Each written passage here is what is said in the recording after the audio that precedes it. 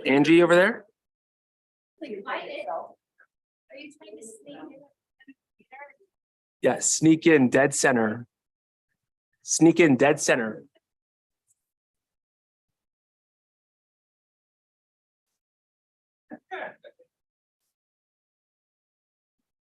Oh, great. Thanks.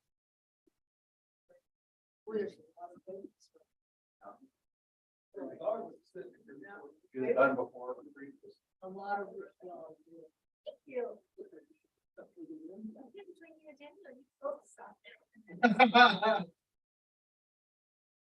The second one on the man.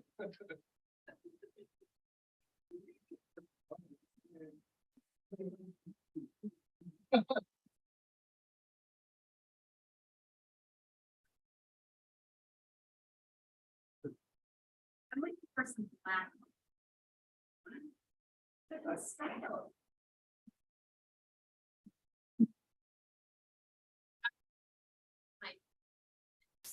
Who's they?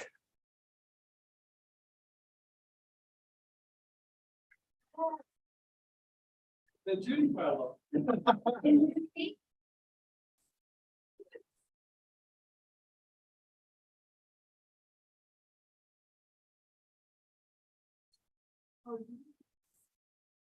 They are still.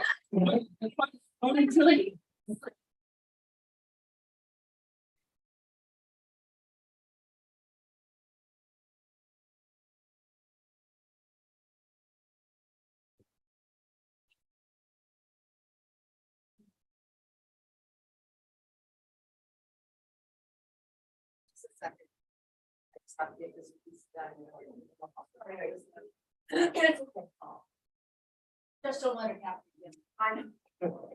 I was doing them, and then I was just on all day, so I didn't do it.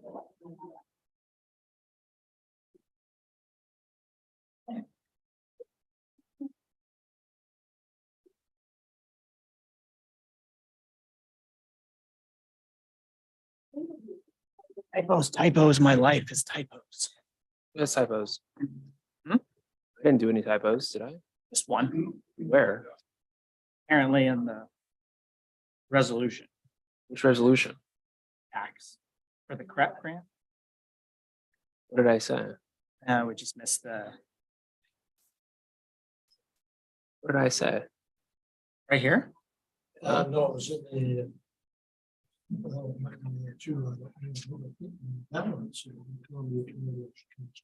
it was in the front of the packet in the list of things on the agenda, I believe. Oh, I don't write the Someone else's. agenda.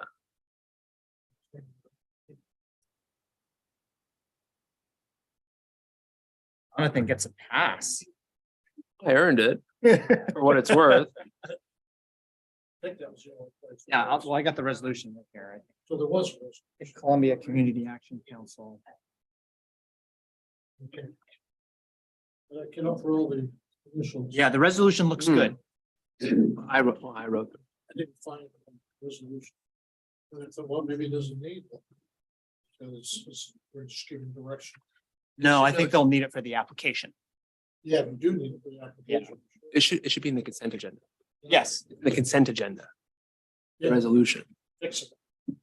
Is wrong. I left out a word in the name of the organization. In the agenda. Senator. But the resolution itself doesn't have that typo. Okay, It's all public. yeah, absolutely. Chair of that argument was in the commander. Yeah. Back when it was cap. Oh, when it was in That's what you told me at Kainos. You and I had coffee at Kainos one time and you told me about your membership at CAP back in the day. That's really old. I was a compliment. 21 in 1970. Rod, Uh, there's a problem with the agenda. I'm the person. Don't tell me I can't do anything about it. Liberty while you were out. Change that for it. Got it. So that's consistent with what I wrote. All right. In fact, I abbreviated there, so. Yeah, Well, I'll just get down through here. Do this. so once you get to here, once you get to approval of the agenda, then I want you to read this. Oh, okay. Just read that and that tells me there's executive session We and have the whole packet. it's a bit of a pain. But it has to be.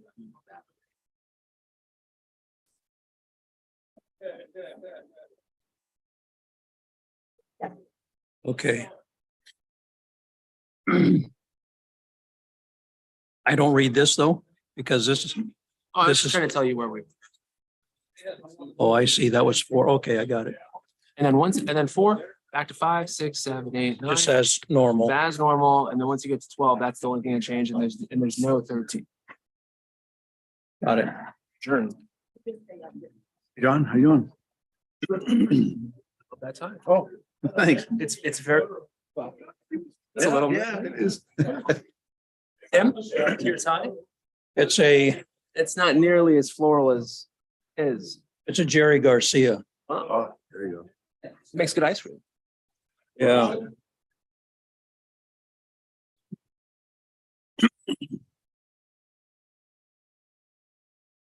Okay.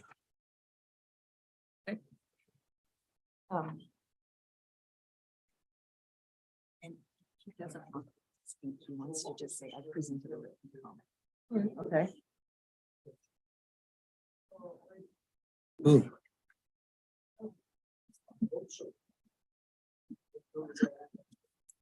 I'm doing 5, so can I?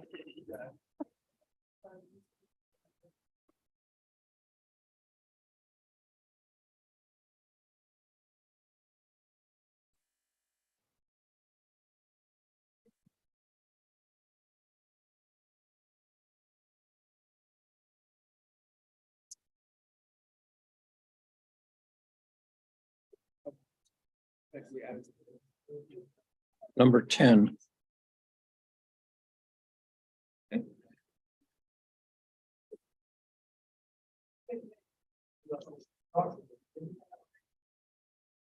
One minute. We're missing some people. There's Rod. This is it tonight then. Where's Dan's here, Dan's. Darcy can't make it. But Dan and Rod are. Dan.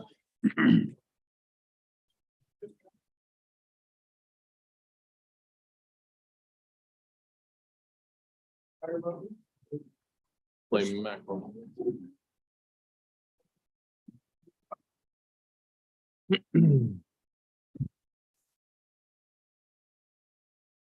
Okay, nothing wrong. Okay. That after. How you doing, Dan? Doing all right. How are you, Ron? Good. Sound like your dad had quite a trip. You have a brother or something? I caught part of it. Was it something about a pilot's His grandson, my grandson? Rod. They're gonna turn loose with an airplane. And Yes. I thought that was pretty cool. like this next week or something is his big test, if it doesn't snow. Exactly. He was supposed to solo on Saturday, a storm, well, you know, the rain, the storm front came through. Well, I'm at. I always wish I'd done that. Was real when I was in voice. Of course, I was in my 20s, so I was young and stupid. But I thought about getting a pilot's license. I don't know why. I know, it's Tell me, Got some thought. You tell me what's Well, wrong. This thing is a great score. young puppy At decided he night was when gonna you fly over, you can see 5:30. it's flowing. It's the easiest way to fly. Yeah. You know, the pilot, private pilot. Got his stuff, but he can see the actual building. Well trained. I wait for the signal. Go to that cluster, go to that. Engine, A signal, Yes. Cub or whatever. the bat signal, is it different? I mean, Gives it's me like the look. I thought you size of a car. The you know? nod were leaving at night. comes, It'll be night when after we're up It's- there. And comes away. then we got up there and I looked down. This was a twin engine beach craft about 10, 15 years ago. I call this meeting to order.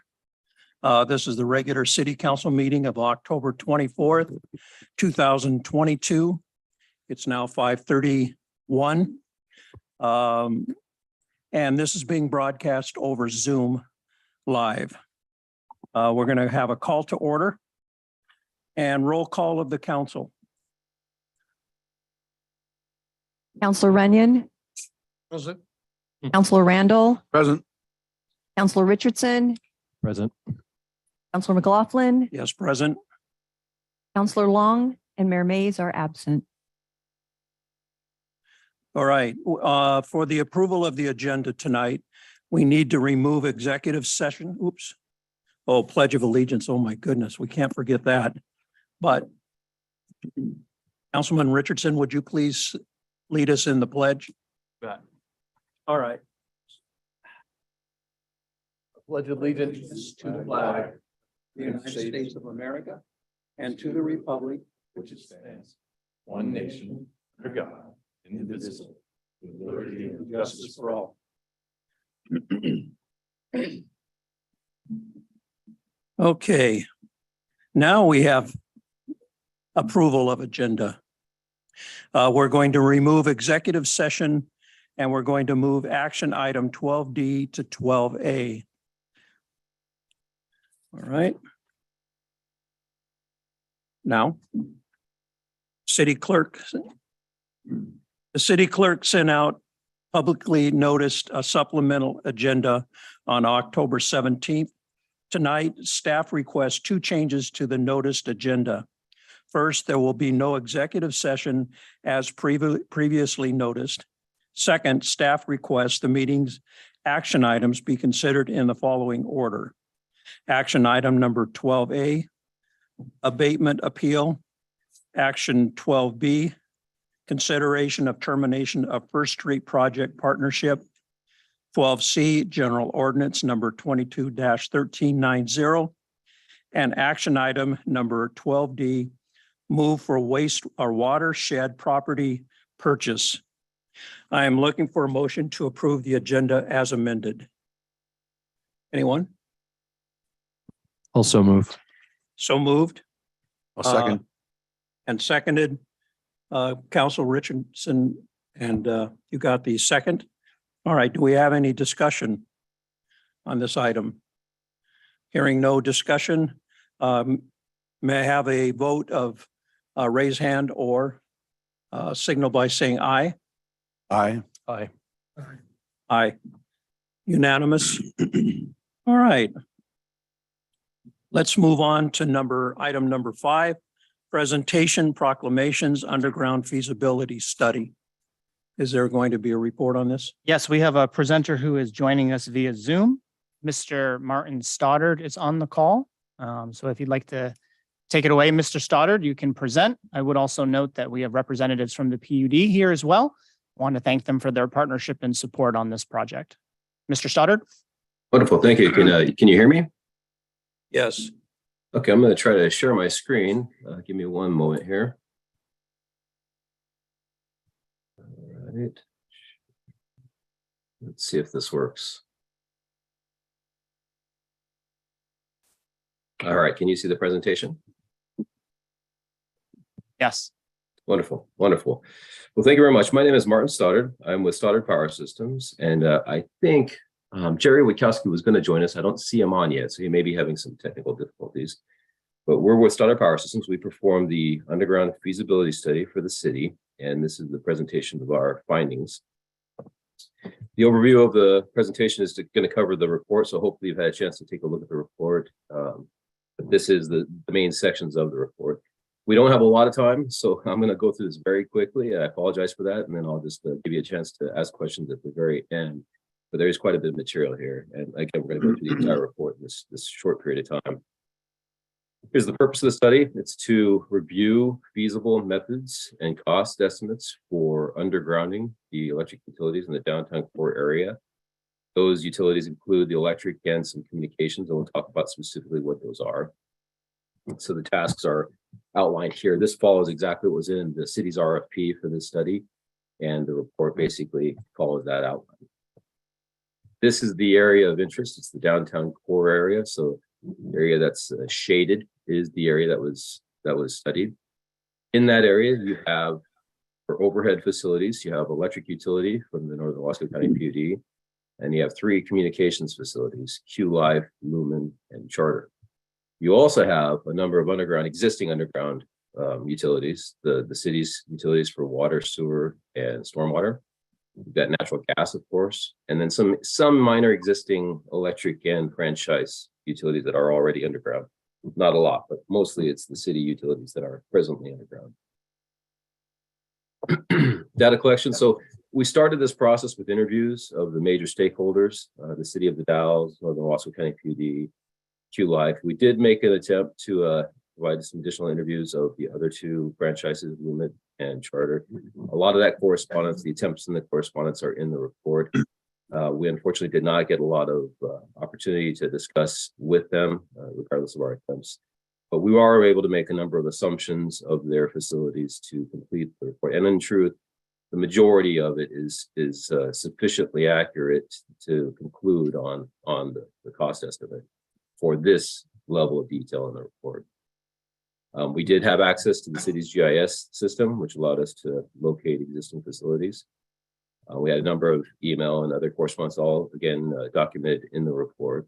And then we did provide the meeting minutes from some of those meetings as well. This is a very busy slide, but it gives you some idea of some of the existing utilities that have to be accounted for. So the process of undergrounding is difficult, but it's even more difficult when you're trying to avoid existing facilities in a city that's grown organically over a long period of time. So this slide is just to give you some indication of how busy that downtown core area is already with underground facilities, and the attempt to add additional facilities with current standards and regulations is particularly challenging. We did talk to a local contractor, specifically Crestline, and we had their permission to include this photo in this presentation to get gauge some indication of existing conditions of undergrounding in the downtown core area. They have experience in that area. And so they gave us, and again, it's in the report, but some very good feedback on what to expect. Some areas can be rockier than other areas. Some areas easier to excavate. And so they gave us some input to then allow us to increase or decrease those portions of the estimates accordingly. Some design considerations. So we do have requirements to maintain separation of utilities. So we have to make sure we avoid, and also we don't want to interrupt existing facilities. So you have the water lines, the sewer lines, gas lines, and the storm lines, as we indicated. We also, through interviews with the city, gauged how much disruption would be permissible. And we, did the preliminary design based on trying to maintain as little disruption of specific areas as possible. In addition, we consider weather conditions and the ability to do year-round construction, things of that nature. Existing service drops and line extensions. And then we do, of course, review and take into account standards such as the Natural Electrical Safety Code and common ground lines. Some other design considerations. When it all said and done, we recommended our approach was to do a combination of underground methodologies, and we'll go through those methodologies, how you can actually get these facilities underground. The specific arrangements depend on, the presence of backbone lines. I'll show you where the electric backbone is presently and how that's maintained. And then particularly, how you get the secondary conductors in, the service conductors. That's where things get very technical and very complicated, but it's important to understand to understand the results of this study, you have to understand what's involved with undergrounding overhead, electric and communication facilities. So existing electrical system, here's a photo of it on the right. And so it's primarily overhead wood pole facilities, mostly through the alleyways. Here you have some single poles. You also have a number of H frames, but this photo actually gives a really good indication of what you're dealing with. So you have about 600 meter basis customers in the downtown core area. The overhead lines run on the top, and it's pretty easy to then make a connection, a customer connection. So you see this three-phase transformer bank down the way there. That then has secondary distribution that can also be run overhead down into weatherheads and then into meter bases. So you really get a sense of what that looks like, from the existing facilities. You also have on the same pole structure, 3 communication lines for the 3 franchises we talked about earlier. So to get all of that underground, we need to then account for all of those facilities that are on those poles. presently, there are only about 2% of the customers that have existing underground service. So the vast majority of them are going to look like what you see in this photo, with weatherheads and then risers down to meter bases. Okay. So here is the existing electric system. And one thing that is worth noting on your electric system, it's typical of many concentrated downtown areas. They're highly reliable. The utility provides several services into that facility that can be switched back and forth. So you have one feeder coming from your Second Street substation that's coming in the north, as you can see up here. And you have two feeders coming in from Columbia Heights, feeder 31 and 34. And then these green dots indicate pole mounted disconnect switches that keep separation of those. Why that's important is if you were to lose a substation for some reason, if there was an accident or if there was maintenance being done, something along those lines, or even a fault within the system, this allows the utility to isolate those areas and restore service to as many customers as possible. And so that reliability, of course, is desired to be maintained in the new system. So here is a way to do that. And so effectively what you have, when you have overhead facilities, they can be pretty organic. You do usually have backbone conductors, larger conductors that can carry higher currents, and then you have smaller taps off of those for distribution. When you go underground, it's a little more difficult to do that because we can't just throw a transformer on a pole. And so what we've done in this preliminary design is establish a backbone loop circuit that accounts for the 3 existing feeders coming into the area. And so those come into, instead of using switches, you no longer have these pull mount open switches, you use a piece of equipment like what you see on the screen here, which is pad mount switchgear. So the pad mount switchgear has 2 ways, 2 large 600 amp ways, and then 4 taps off of that. Those taps will show in a moment how you use those taps. And so again, it's just, that's the kind of equipment that's required to put it on the underground. In this study, we've assumed all above ground facilities. And so you can get submersible equipment for everything you're going to see, but the cost difference is substantial, and the order of 2 to 3 times the cost to go with submersible equipment. In fact, we got quotes for some today, and it is a very significant cost increase. So we did more of an optimal design with this pad mount equipment. This slide, while very complicated, really shows the situation. This is an important slide. You've got the backbone circuit that we talked about going into this pad mount gear. Off of those taps, you then feed junctions that then allow the feeding of the transformers, which are in a loop feed. So again, unlike the overhead, you can't just put the transformer on the main backbone. These are insulated conductors, significantly larger and significantly more difficult than the overhead lines. And so you can't tap the conductor. You actually have to relieve the voltage stress on the conductor through some kind of a junction. And so this is the kind of undergrounding that has to be done. So this slide kind of tells you a little bit of the story. We can do the main service backbones. They're longer runs. They can be directional bored. They don't have quite as much going on. But then when you get into really feeding even the primary distribution and secondary distribution, now that's not going to be easily directional bored. That's going to have to be excavated and trenched, most likely. Hopefully that makes sense. So this is an example. And so the approach we took on this was to put these facilities, these heavily concentrated undergrounding facilities into the alleyways, similar to where the existing overhead lines are. And so by doing that, we can reduce the impact on traffic, reduce the impact on your downtown by closing off portions. And in our approach, we just did the half an alley, so you still have half the alley accessible, install the underground facilities, all the underground facilities, and then take the other half out. Hence, when you'll see there's a very long time frame to do all of this. It's a realistic time frame to be able to do this much conversion in the stages that we've outlined. Here's an example of the Q-Life. We don't have similar maps for Charter or for Lumen, but they would have more meter bases. Q-Life is a black fiber leasing facility or service, so they aren't quite as organic as the others are actually. But we have enough information to make some assumptions in terms of meters or in terms of customer count, et cetera, to estimate those communications as well.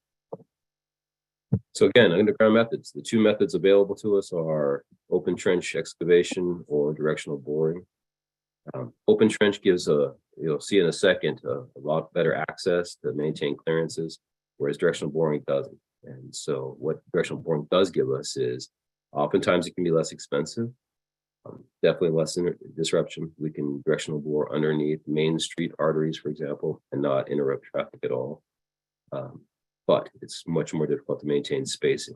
And then you also have very poor future access. If you have facilities in a trench there, it's easy to maintain your spacing, get back to them again in the future. Directional boring is not quite as easy for that. So here's a conceptual underground for the electrical. And so this kind of gives you an idea. So the main streets would be directional bored under with main artery type circuits. And then within the alleyways would be where the trenching, open trenching would be done. And so you can see on the right what an open trench type of facility would look like. Very well spaced, conduits exactly spaced as you'd want them to be, meeting codes, etc. The directional bore, you're not going to directional bore that many conduits. So what we end up doing is doing a large bore with interduct conduits. And so in that case, that's exactly why it's so hard to get back to them, because you can't really get inside that duct anymore. They're all inside of one directional bore. So you have one for electric, for example, and one for communication. This communication, this is what theirs would look like. Again, interducting, very similar construction on the communication infrastructure as for the electric infrastructure. Okay, construction sequence. So we project this to take about 8 to 10 years from effectively from this point on. You have a lot to do to prepare a project like this, to get bid documents, to get consultants to do financing, all of those things before you can even start the construction process. And so 8 to 10 years is a feasible time frame. And I'm going to say this up front. A lot of these studies are done with, I would say, rose-colored glasses in that, you can feasibly do it shorter. You can feasibly do it for less money. And then what happens is the projects run out of money, they go over budget, and they take extra years because they aren't accounting for contingencies, things of that nature. And so we have applied, primarily through a lot of experience doing undergrounding projects, a lot of contingency and a lot of those costs to be more realistic.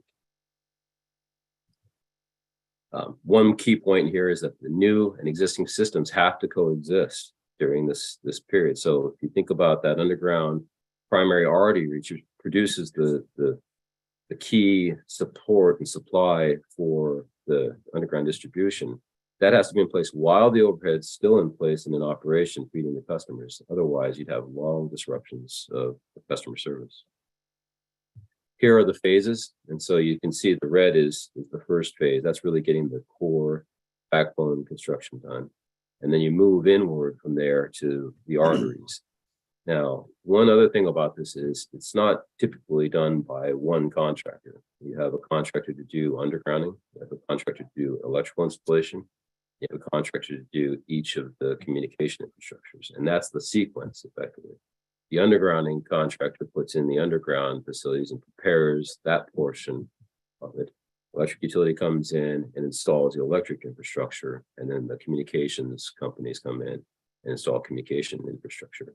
And so there's always a lag to finish off each of these. So you see 5, but it takes quite a while to get through all 5 of those. This kind of gives you a roadmap of what those 8 years look like. Again, it can be condensed, it can be condensed primarily by parallel work.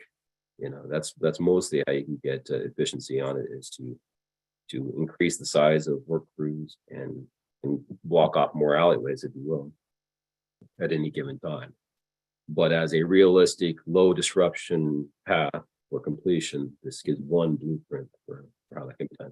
And a lot of these have to be detailed out in the detailed study. So as we've done a feasibility analysis and a preliminary design, it's very preliminary. There's a lot to do in terms of locates and really locating where everything's going to be in the long run. So cost summary. So the first best estimate you can do is just kind of look at average costs for undergrounding per mile. And so some publications we've got show about 3.9 million per mile cost estimate in 2022 dollars. The California PUC did a pretty good study on this and found a range of 1.85 to 6.1 million per mile. And that gives a ballpark, but that's not how we developed our cost. That just gave us some bracketry, if you will, of what we're looking at, plus the cost of other projects in Oregon that we've done. But the actual approach has to consider your system. This photo on the top right is Washington and Second Street from 1920. And you can see you have communication infrastructure and electric infrastructure in the main street. At some point that was moved into the alley. So the city of the Dalles has grown over the course of 150 years or so, and the utilities are quite organic. That adds some complexity to this project because a lot has to be avoided. Also, the new construction has to meet modern standards. And so you're dealing with, old meeting new in many respects, and that adds a layer of complexity to the project. Here is the methodology used. It's an estimating methodology. So what you'll find is in the appendix of the report, some detailed takeoffs of construction estimates. So you have different codes that indicate, what's being estimated for a customer meter, for an underground facility, whatever it is, and then you can go and read what those codes are. But it is in fact a full NECA style takeoff estimate for the cost of the project.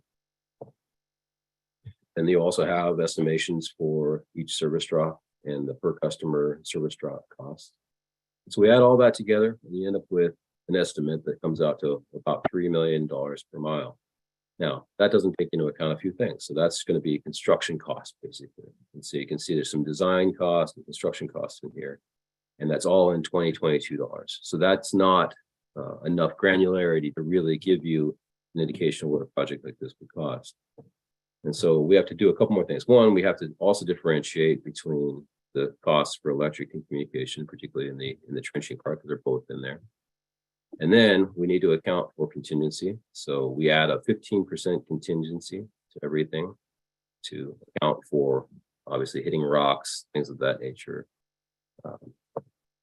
Some other costs that would have to be considered. So we add 10% to cover basically overhead costs.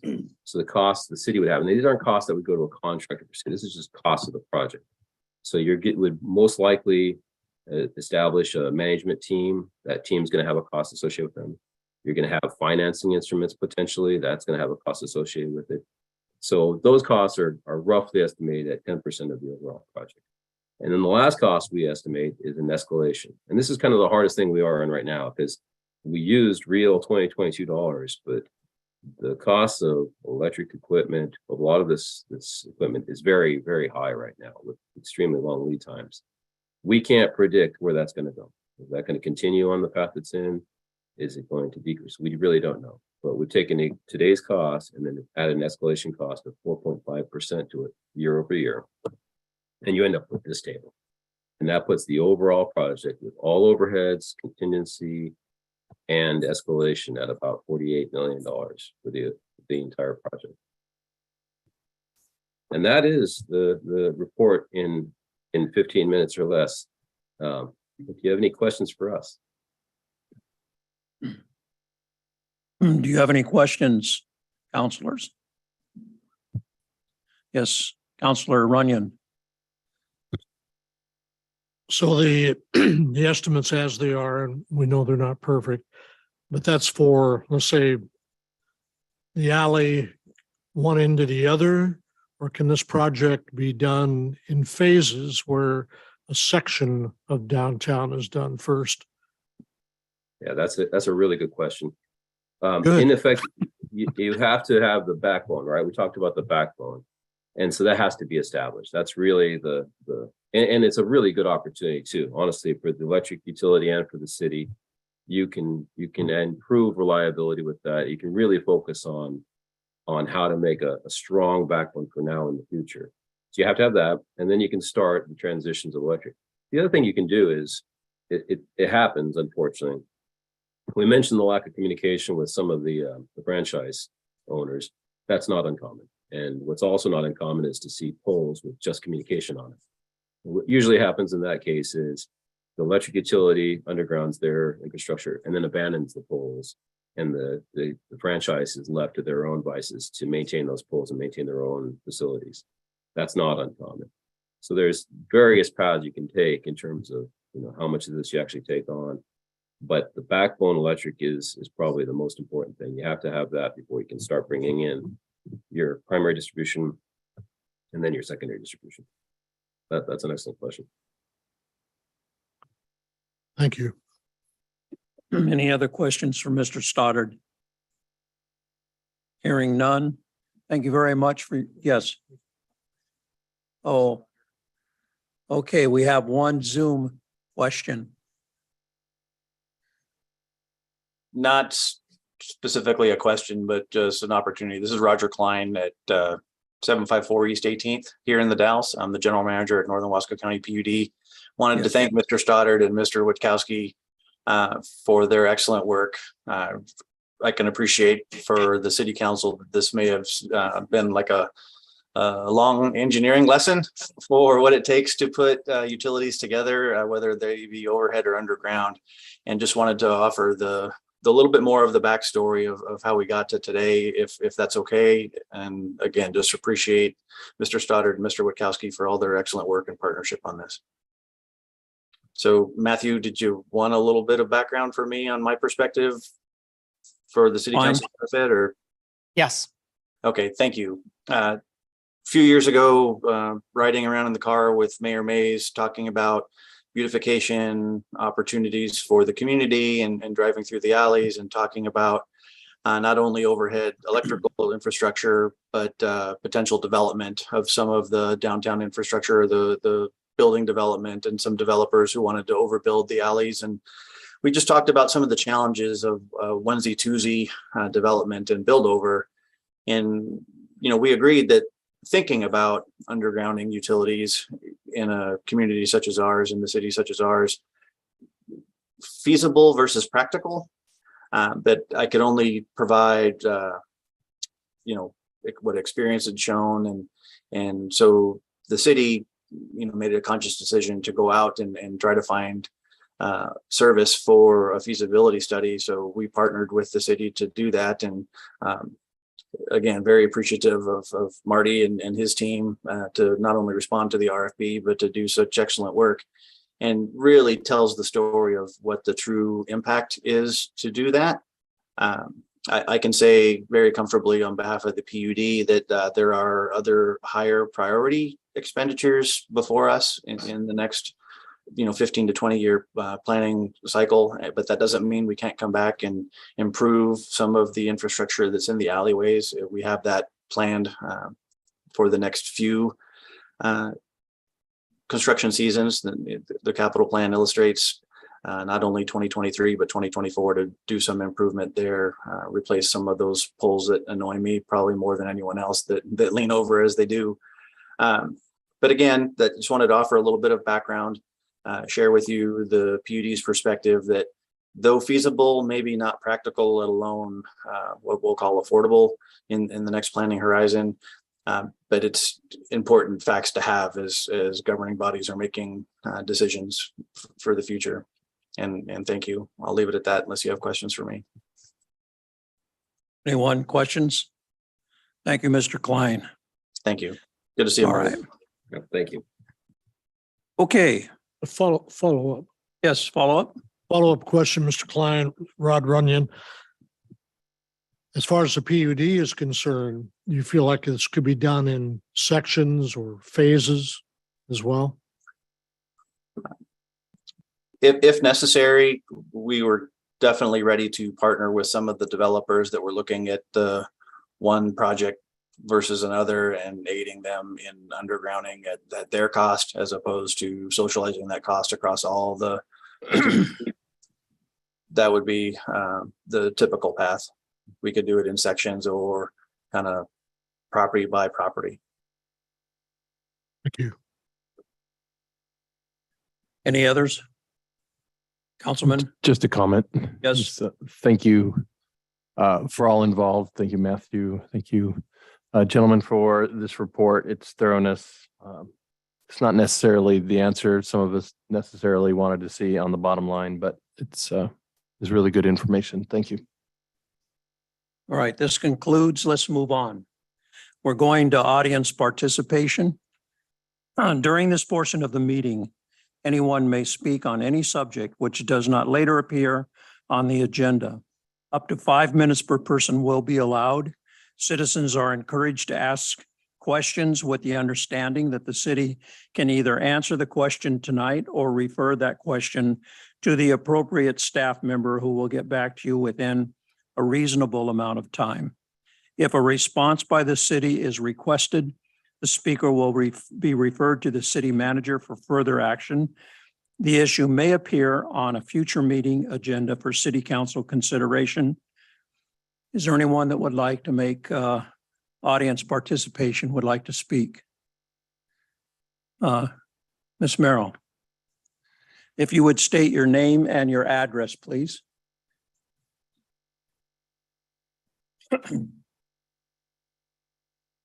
Yes, my name is Judy Merrill, and my address is 400 West 11th Street here in the Dalles.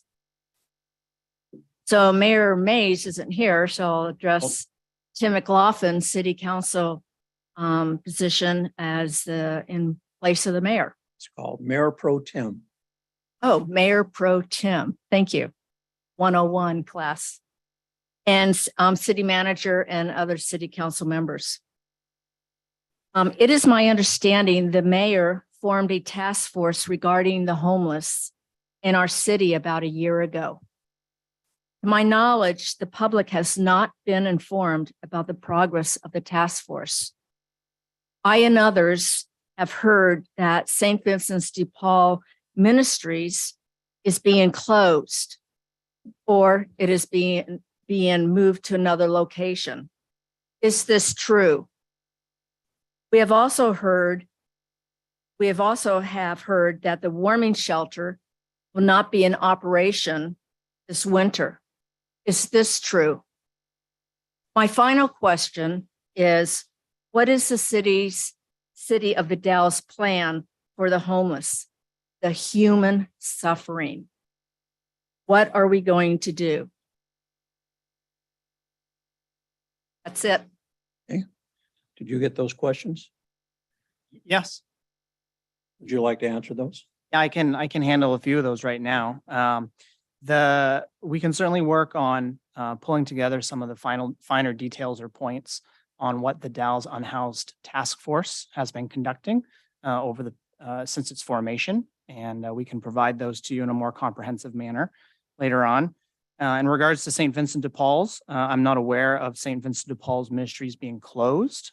There are conversations around how to mitigate some of the impacts of the operations have on the neighborhood, as well as potential options where a potential relocation or alternative site might be more beneficial or might be more conducive to providing services and lessening those impacts so mentioned. But there haven't been any decisions made on that front as of yet. The warming shelter operations that St. Vincent de Paul's has conducted previously, those will not be happening this winter, although we are having conversations with St. Vincent's and other partners on how to potentially provide services of some nature, looking at different types of options from hotel vouchers to the pallet shelters to day operations, amongst others. But the warming shelter that we have seen in years past, or this last prior year, we will not see that same type of operation. Again, there are a couple options in the works. I do see that Kenny LaPointe is on the line. I don't know if he has any updates that are timely to give at this point, if he wanted to take that opportunity. And in general, I can provide some more detailed information to you after the meeting. Did Kenny want to speak at all? I don't know. I mean, it's not up to me to. He just turned on his camera. Yeah, I would just add, now we're still working on trying to have some warming shelter offerings for the wintertime. I will remind folks that we have a 34-bed shelter here in the Dalles, and it is available for folks who are out and unsheltered to access services.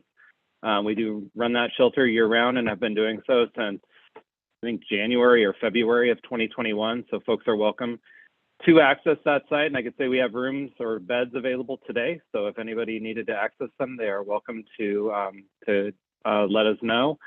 we'll continue to keep folks up to speed as we try and figure out warming shelter operations for this winter time. But we definitely have a lot more beds available than we ever have before in this community.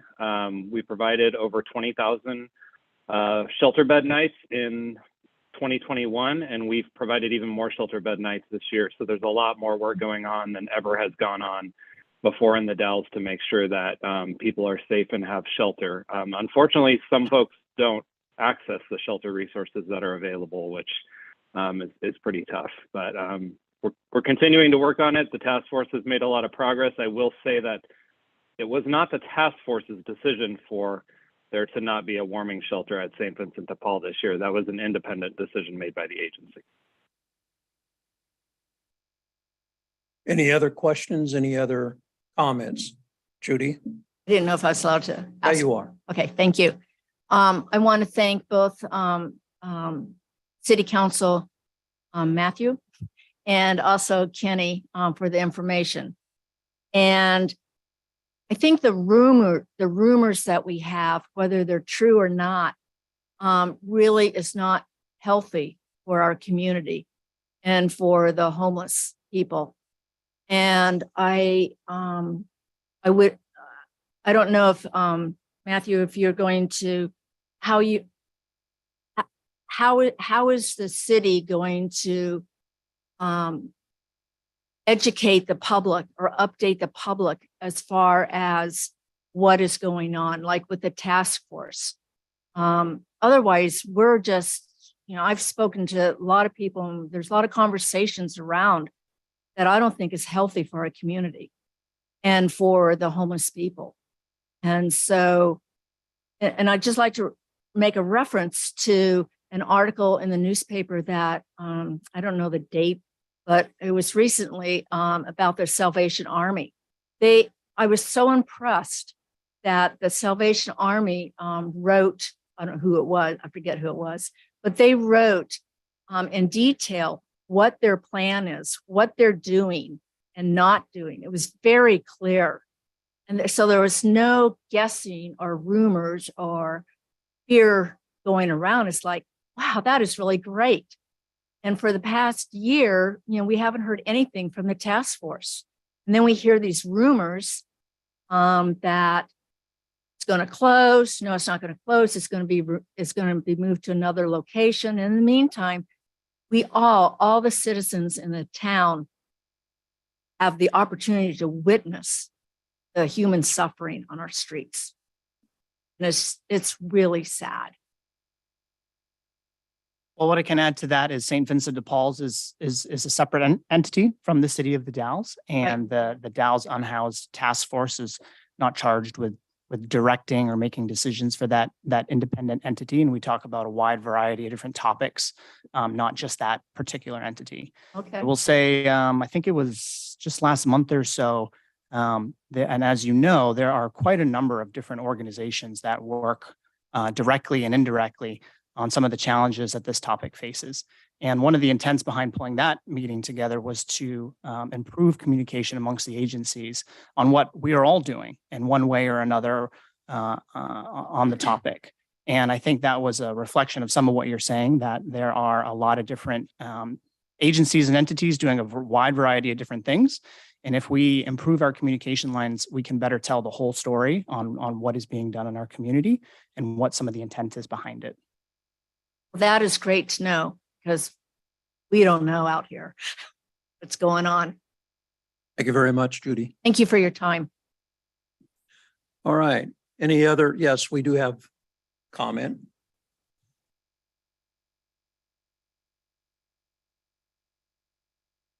Lisa Farquharson with the Dalles Area Chamber. I just want to give you some updates. No questions. You guys just take a breath. So first off, we held a great event at St. Peter's. It was the centennial celebration for the historic Columbia Highway being completed 100 years ago. And I just want to put out some very public thank yous. St. Peter's Church was a beautiful setting. Everybody was in awe because probably about 40% of the audience was from out of town, and they could not believe we had that right here in the Dalles. Then we also had the Dalles Gals Floozies and Friends were our official greeters. They had a blast.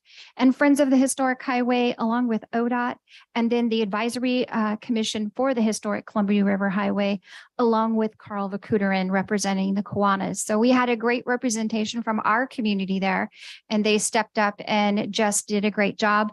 We had a little over 50 attendees, which is great for that kind of a topic. It's totally history and it's totally highway. So it was very pointed. We brought some guest speakers, even from Pendleton here, that was an author for one of the books. So I just wanted to say thanks to our community publicly, because you guys did a great job in hosting that. Along with, I wanted to make sure you both had the announcements. November 11th is our Veterans Day Parade. That is at 11 a.m. It is the normal parade route. We have the applications here on our website. And because of a donation sponsorship, all entries are free. So you guys have that, put that on your calendar. November 25th is our Starlight Parade and community tree lighting. That'll be starting at 6 p.m. There again, the application's on our website. But the best news is we have finished all the necessary paperwork, gotten all the necessary stamps of approval by the government and the feds and the military. So we will have a flyover at 10:50 approximately on the 11th of November, right before our parade. So in honor of our veterans. And we gave them the addresses. If anybody asks, we don't know that this is what's going to happen. We gave them the starting point of the parade to over the Veterans Hospital as our route. And so we'll see what happens. They're a big jet. They can't go that low. So we'll see what happens. But that is the things that are in the work that the chamber is working on for our community. Thank you, Ms. Farquharson. All right, other participation, anyone else? Or forever hold your peace. All right, let's go on to the city manager's report. Thank you. Just a couple items this evening. The first is I wanted to let you all know that we've completed the hiring process for our community development director. And I'm pleased to announce that Joshua Chandler has accepted the position. And so he is in the audience with us tonight. I think you all know him quite well. His first day is today, but he started with the City of the Dalles as a planning tech and moved up through the ranks, becoming the senior planner not too long ago. And as you know, the last few months, he's been our interim director, and he's been doing a great job, and we're excited to have him on board permanently as our new director. I also wanted to let you know or remind you about the Gorge Economic Symposium on November 4th. This is put on by MCED, as well as we will only be having one city council meeting in November, as our second will be replaced by our city council goal setting session. And those are the updates I had this evening. Excellent, thank you. City councilor reports, Councilor Runyon. Brief meeting with the city manager on the possibilities for a future Veterans Museum, which I won't, not at liberty to go into anything of guesswork at this point, but we are having discussions. Councilor Richardson. Briefly. I chaired the Climate Resilience Task Force meeting on the 14th and some subsequent ongoing work there. Happy to share more if anyone wants, please contact me. And participated in a litter pickup a week ago. The end. Mr. Randall. Nothing to report. Thank you. All right. Well, I'm just going to give a quick report. I'm being treated. I'm very self-conscious for some basal cell, and answer your question. Yes, it hurts. All right. So that's the only report I have. Now we're going on to anyone else? Oh, did you have a report? Nothing. Okay. All right. We're going to move on to consent agenda. Without any objection, items of a routine and non-controversial nature are placed on the consent agenda to allow the city council to spend its time and energy on the important items and issues. Any councilor may request an item be pulled from the consent agenda and be considered separately. Items pulled from the consent agenda will be placed on the agenda at the end of the action items section. All right, we have A, approval of the October 10th, 2022 regular city council meeting minutes.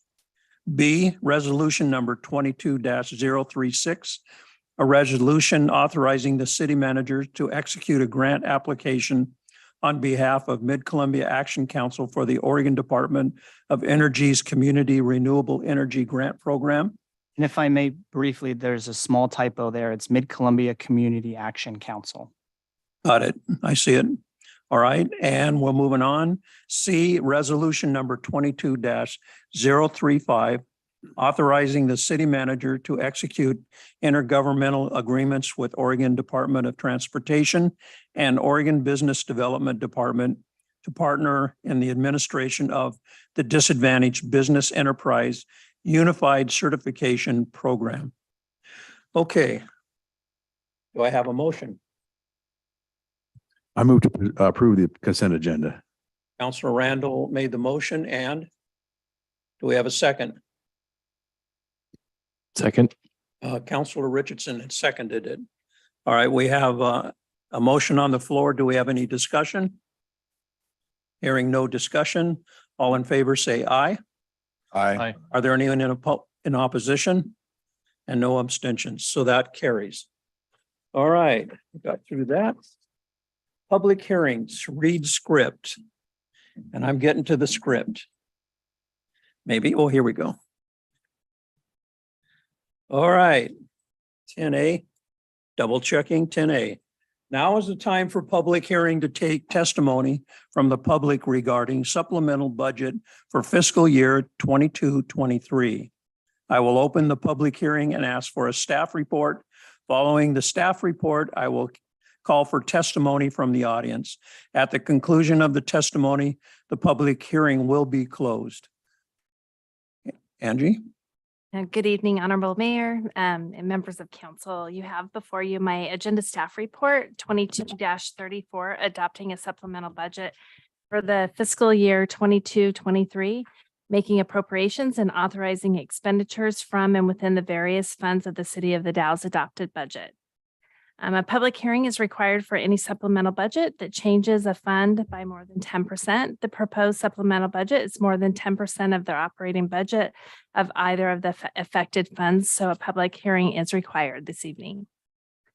The first item that we have for the supplemental budget is the city special grant fund has realized an additional $150,000 in additional revenues for the CDBG grant program, which provides rental assistance. And the $150,000 would be allocated to the contractual services for that program. And then the city's general fund has realized an additional $150,000 in legal service revenue that will provide contractual services to the for rental for the public records lawsuit. And then the city's general fund has realized an additional $17,252 in grant funding for the police department. $9,500 would be allocated to the DUI overtime and $7,752 for additional body armor. The city's general fund has realized an additional $287,000 and $8 in the beginning fund balance, with $287,000 being allocated to transfer money into the capital projects fund. And the money that would be transferred into the capital projects fund would be transferred out into the state office building. Last year, just a reminder, the council decided to keep the state office building fund. And with a current lease, we have the ability to go ahead and do some upgrades to the state office building fund, which some of those allocations would be able to, we would get the revenue back come February or March. But to do this, the projects, we would need to put some money into the state office building fund, and then we would be able to pay the capital projects fund back at a later date if needed. And some of those items would be $175,000 for the new generator and $43,879 for ADA sidewalks on the outside and $32,000 for the exterior painting of the building, and $19,866 to retile the entryway, and $16,263 to paint the entryway. If you guys do approve of this evening, this is a project that would go in November, middle of November, late November, if weather's permitted. Does anybody have any questions? Gentlemen, yes. Rod? Not necessarily of Angie. Just Tom's right there. What is the DUII overtime? Driving under the influence overtime. I'm happy to answer that. That's a grant from the Oregon Department of Transportation Traffic Safety Division. And while it's titled as a DUI overtime grant, that should be more accurately titled a traffic safety grant because it's inclusive of seatbelt as well as speed and DUI. Okay, all right, thank you. I don't know, I don't know where we're given extra money to drunks or what. I'm enforcement. Question is for the library and for the HVAC. How are we standing with the current HVAC system there? And annually, we have started putting money into the capital project fund to help build up.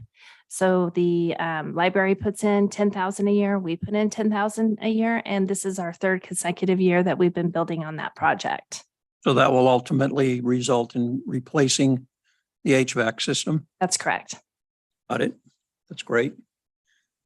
How often do we get revenue coming in like this, huh? All right. Yes. Just a note, Mayor Pro Tem, that for those who were involved with the budget setting process this year, we had between that and some city council meetings, a fairly robust conversation about the state office building. Yes, we did. And plans going forward. So I would say this is carrying out, implementing the vision as outlined there and not just a sort of random bit of work. Thank you. Other questions? Thank you very much. I need to ask for testimony. Would anyone like to speak on this issue?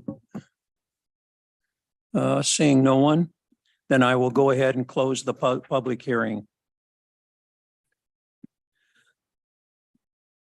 Correct. Moving on. Good job, Angie. Nicely done. Yes. Oh, thank you. You got to approve. So we have to go out and call for okay. Okay, we need to call for a recommendation, staff. Staff recommendation, of course, is to move to adopt. Is there anyone that will make the motion? Yeah, go ahead. I'll make the motion, resolution adopting a supplemental budget for fiscal year 2022-2023, making appropriations and authorizing expenditures from and within various funds of the City of the Dalles adopted budget. All right, we Sorry, have my a voice is gone. motion on the floor. Do we have any further debate or discussion?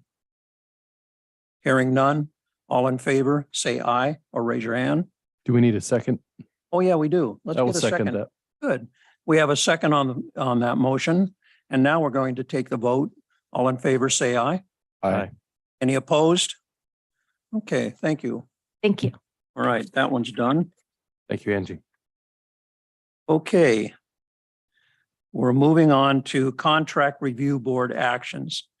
Do I have anything on this? Oh, yes, we have a staff report. Our Dave Anderson.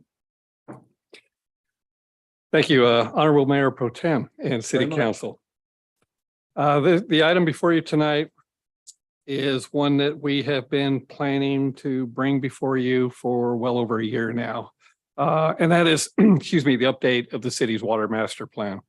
Oregon drinking water regulations require that public utilities develop 20-year master plans. And it's usually common practice to update those 20-year plans about every 10 years. The city's existing plan is 16 years old, so we're overdue with this effort.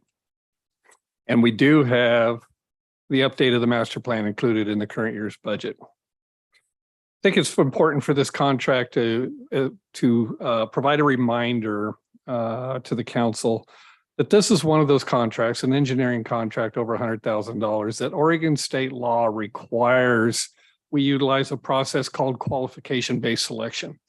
And that means that we issue a request for proposals. We receive and evaluate those proposals, and we receive no information on pricing, and price cannot be part of the selection criteria in determining which proposal is the best or most qualified proposal for the project to be undertaken. The proposals are evaluated. The top ranked proposal is identified. The city then begins negotiations with that top ranked firm or a partnership of firms. And if those negotiations result in an acceptable contract, then the contract can be awarded and the project can move forward. If those negotiations don't result in a successful contract or an agreeable contract, the city then would terminate those negotiations and begin discussions with the second ranked firm. There's no guarantee going to the second ranked firm that the price will be cheaper than whatever prices were being discussed for the first ranked firm. And once you have discontinued discussions or negotiations with the top ranked firm, you can't ever go back to them. So you couldn't come in and say, we're talking about, a number of X for the top ranked firm. We think it's too expensive. We go to the second ranked firm. We find out it's even more. We can't go back to the first ranked firm.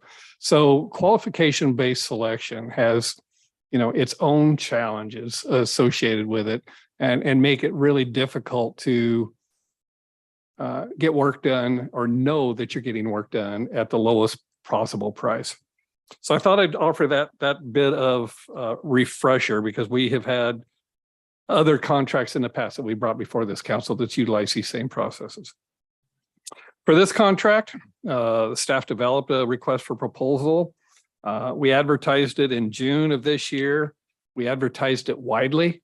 We advertised it not only on the city website, but in 11 different plan centers in Oregon and Washington, trying to get a broad response and reach out to a large number of firms who might be interested in doing this work for us. In the end, we received 3 proposals, and the 3 proposals were all received from firms who do have extensive experience doing water master plan, and any one of the firms could have done the work for us. After our evaluation, which we formed an evaluation committee involving 5 different public works employees, the evaluation committee was split. There was a tie after review of the written proposals as far as who each of us felt was the top ranked firm. And to break the tie, we conducted interviews. We invited those top 2 firms to interview with us. After the interviews, the evaluation committee was unanimous in its opinion and selection of Murray Smith as being the most qualified contractor in response to the RFP that we issued. Now, I just mentioned Murray Smith. As we move on through the contract or through the report, you'll hear me talk about Consor, because shortly after we received the proposals, Murray Smith became Consor. They changed companies, they merged with a larger firm. So it'll be Consor that we talk about from here on. After the negotiations or throughout the negotiations, we've landed on a scope of work and a contract price that's being presented tonight for the city council's consideration.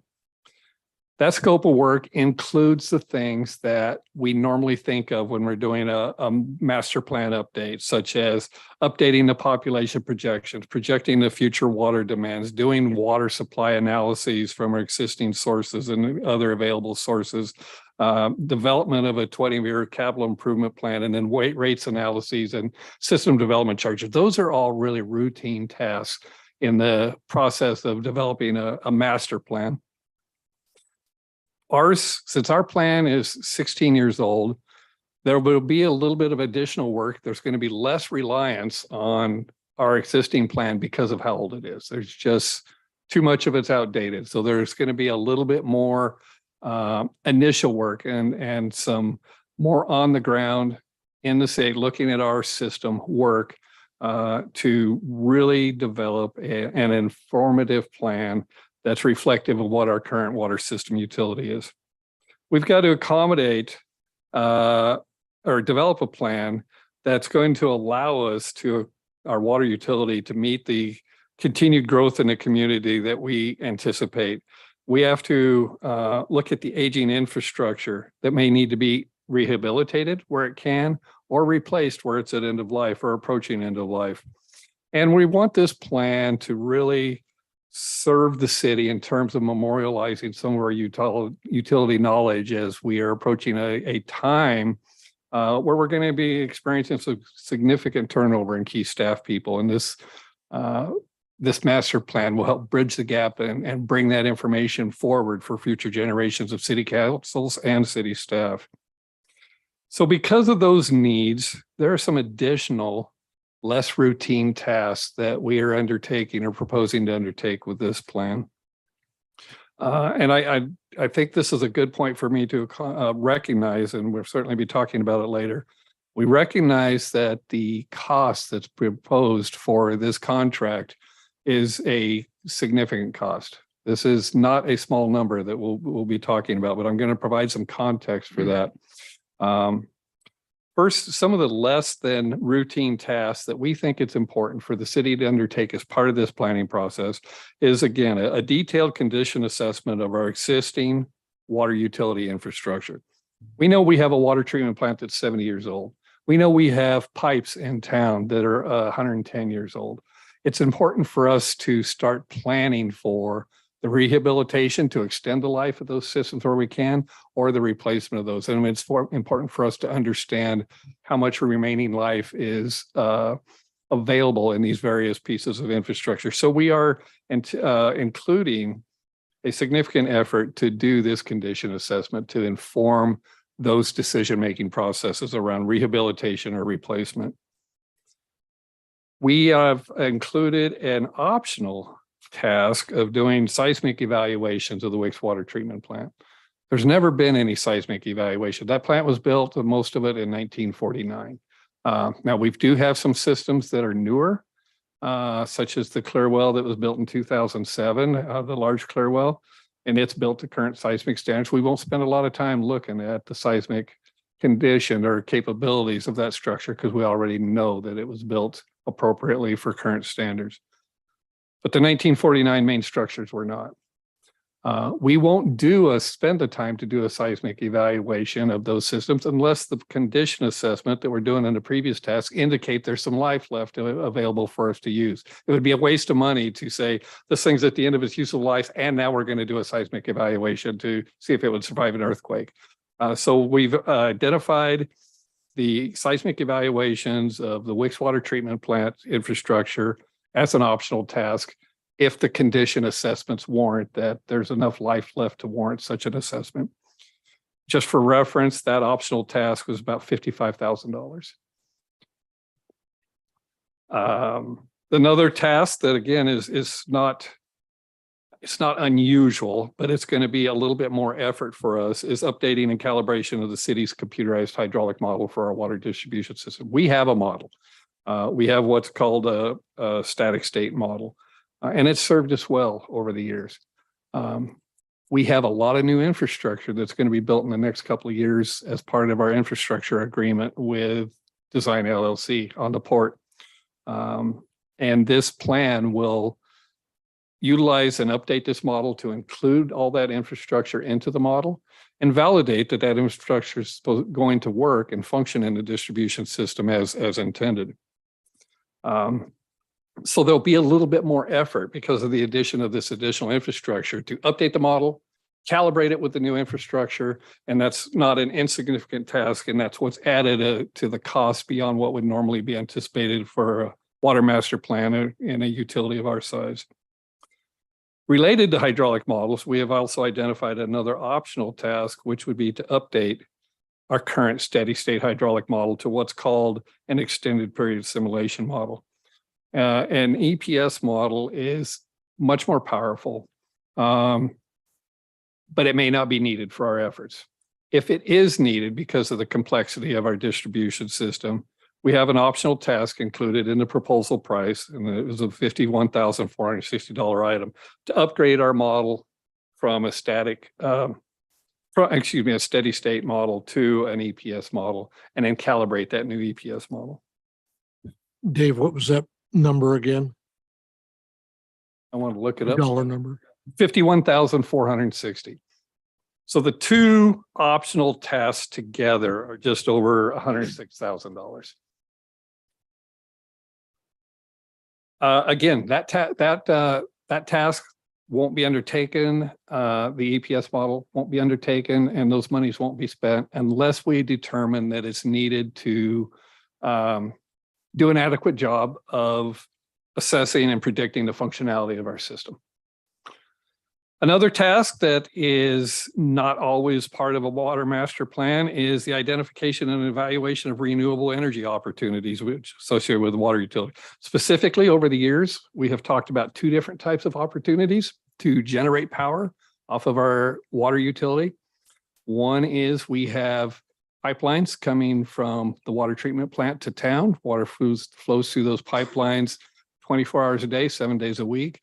There's an opportunity to use the energy in those pipelines and the head from the elevation change to generate power, put microturbines on those transmission lines. So we want to update and with current technology, understanding current technology, what the feasibility of that still is for us, whether it's something we should plan to do, because I can tell you with some certainty that after Dog River Pipeline is done, probably the next big water utility project that's can't be very far out there is going to be the replacement of those pipelines between the water treatment plant and the city.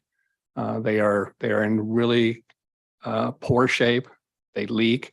The walls are thin enough. They won't take the pressure of a standing column of water. We have to control them from the top in and basically operate them in an open channel, less than full mode from there to the city. And because we already know that they're in bad shape, we're not going to spend time in this doing a condition assessment on it. So we're saving some money there. We negotiated to not do a condition assessment, and let's just plan for the replacement of them at the appropriate time. So anyway, power generation, the transmission lines from Wicks to the city is one opportunity.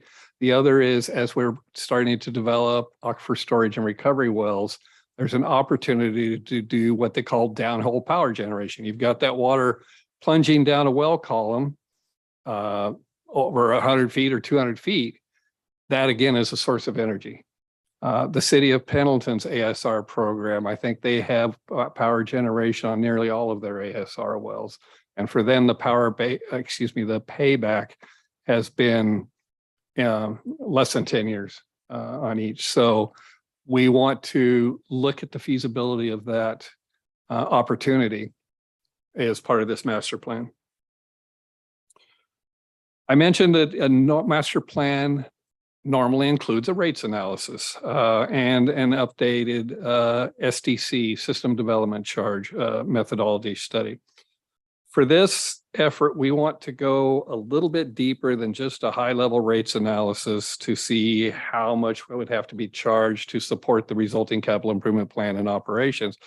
We want to go dig a little bit deeper and revisit an issue that hasn't been touched on for nearly 30 years, and that is customer or our water system charges by customer class. We want to be sure or we understand whether one class of customers, when I'm talking about customer class, I'm talking about residential customers versus commercial customers versus industrial customers.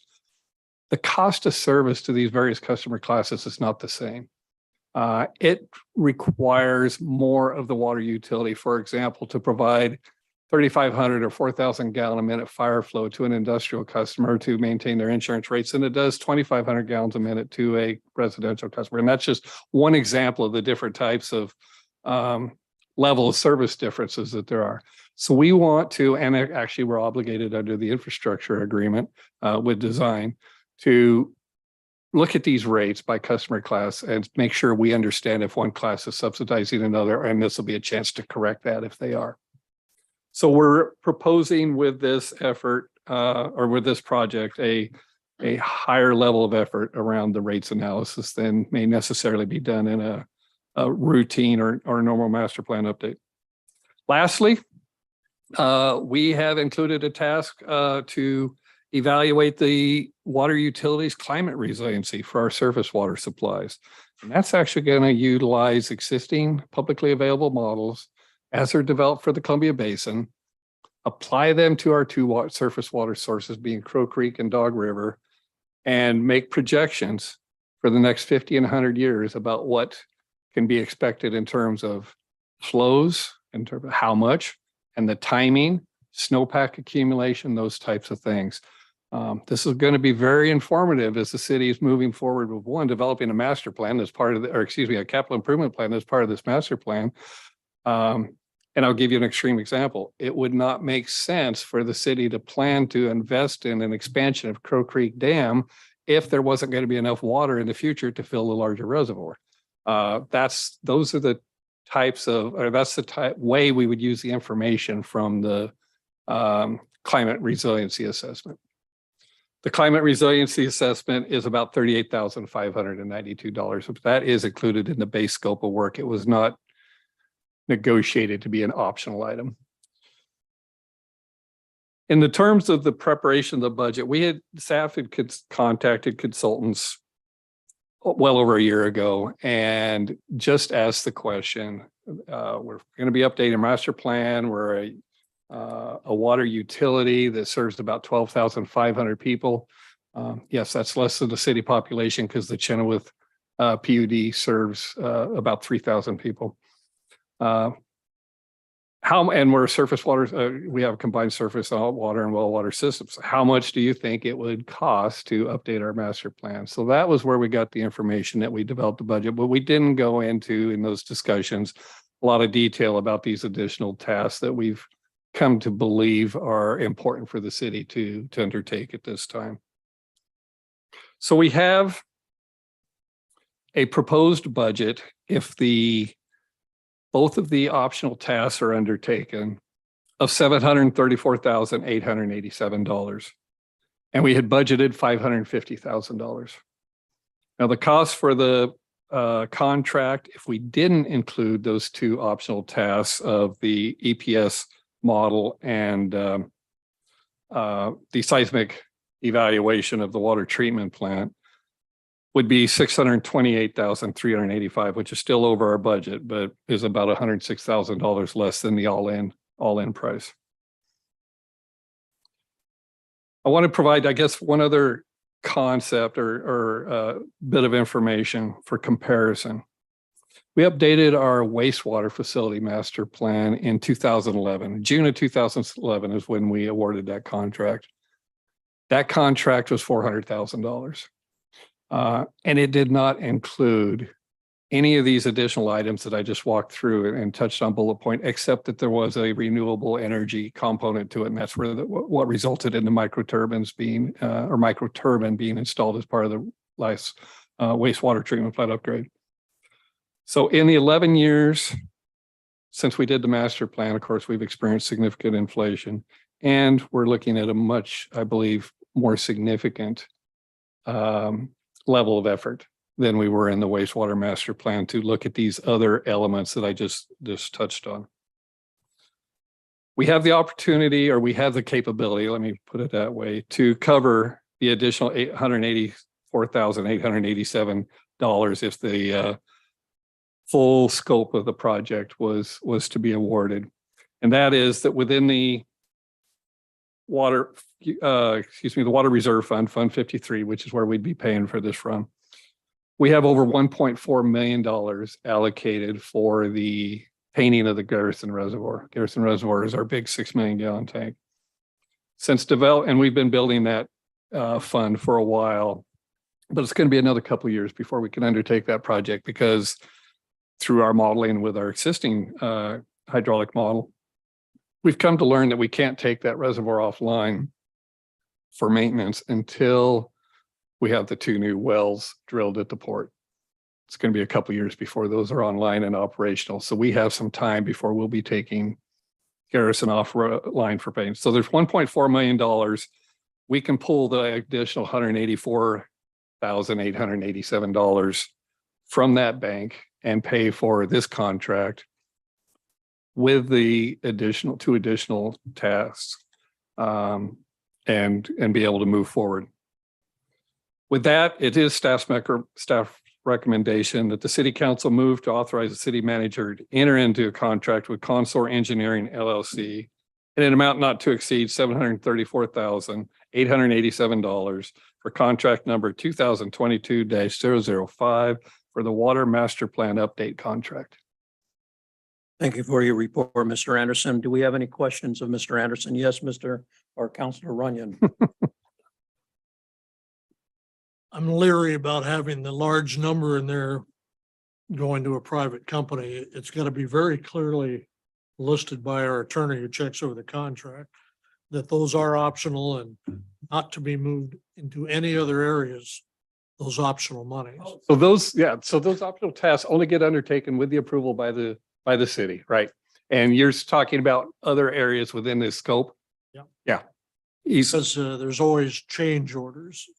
Yeah. Where's the money going to come from? Well, and if we do change orders, yeah, so if we could either, if there was a change order, and actually, we did the last master plan without any change orders. It's a little bit different. Yeah, sometimes. that was an incorrect assumption there. Yeah, with a planning contract rather than a design for civil construction to build something, that seems like we have a greater chance of encountering those unanticipated. The main point is to have it clearly documented that those monies cannot be attached to anything else. Okay. Yeah. Sure, Mr. Carroll will take care of monitoring that. You bet. Mr. Councilor Richardson, do you have any questions? I don't think I do. I appreciate. I have a couple of comments. Always comments. Welcome to make Oh, thank you. Thank you, Dave, for the thorough report, both written and just now your presentation. Just reviewing a couple of bullet points. So there's pretty strict state rules limiting our negotiating options. I wouldn't say they necessarily limit our negotiating options. They, other than who we're talking with. Well, I would say that's a certain amount of limit. Yeah. So they hinder us sort of going back and forth and getting like best price. We have to That have- is prohibited. All right, and we have to do this by state law and also by good common sense. We need to have a good updated current updated water master plan. It will unfold in the I think it's $28 million in system upgrades funded by Google and some other things, including the ASR potential, and sort of on and on, as you have already described so ably. So it's important. I support it. I don't have any questions. It's a lot of money, but in the big scheme of things, it's critical. It's a lot of dollars, but they're critical dollars for a critical need. Councilor Randall, do you have any comments or? One more. All right, yes, go ahead. Back to the very first paragraph, you said you were overdue. But actually, the way I read it is it's required every 20 years, common practice to do it in 10. You're doing it in 16, you're ahead of the game, you're not late. I appreciate that perspective. I'll keep that one. It just makes us, back up and start over a little bit more than. No penalty, there's No penalty. fine. No, we're fine. We do not have a regulatory challenge with trying to catch up or being behind. You're right. I'm sorry, I do have one question. What's the time frame on this? So we're hoping to be done in 18 months. That's the schedule that we placed in the RFP. That was one of the things that we had to negotiate a bit on because the contractor wanted some more time. And we brought them back to that, and they plan to do that by undertaking some tasks concurrently, like talking about rates earlier than they otherwise would have. Thank you. Any other questions? What's your pleasure, council? Would you entertain a motion? Yes, I would. I would move to authorize the city manager to enter into a contract with Consor Engineering LLC in an amount not to exceed $734,887 or $734,887 for contract number 2022-005, the Water Master Plan update contract. We have a motion on the floor. Do we have a second? Second. We have a second. Do we have any further discussion? Hearing none, all in favor of passing this, say aye. Aye. Any nays? None, and no abstentions. So we move on. Thank you. That is, Thank you, Dave. all right. Let's see, where do we go from here? All right, we're into action items. We are on action item A, abatement appeal by R. Douglas Powell. Thank you, Honorable Mayor Pro Tem and City Council.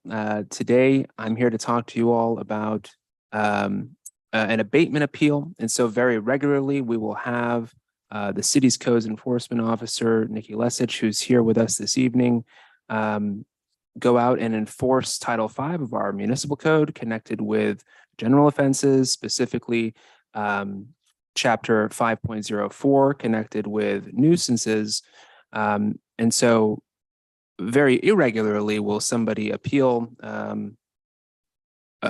nuisance claim. And in this case, Mr. Powell, who I understand is sitting here at the podium tonight, has appealed it pursuant to our code. And so while this abatement appeal is not governed by any formal hearing procedures, Mr. Powell is entitled to appear and be heard by the council pursuant to our code.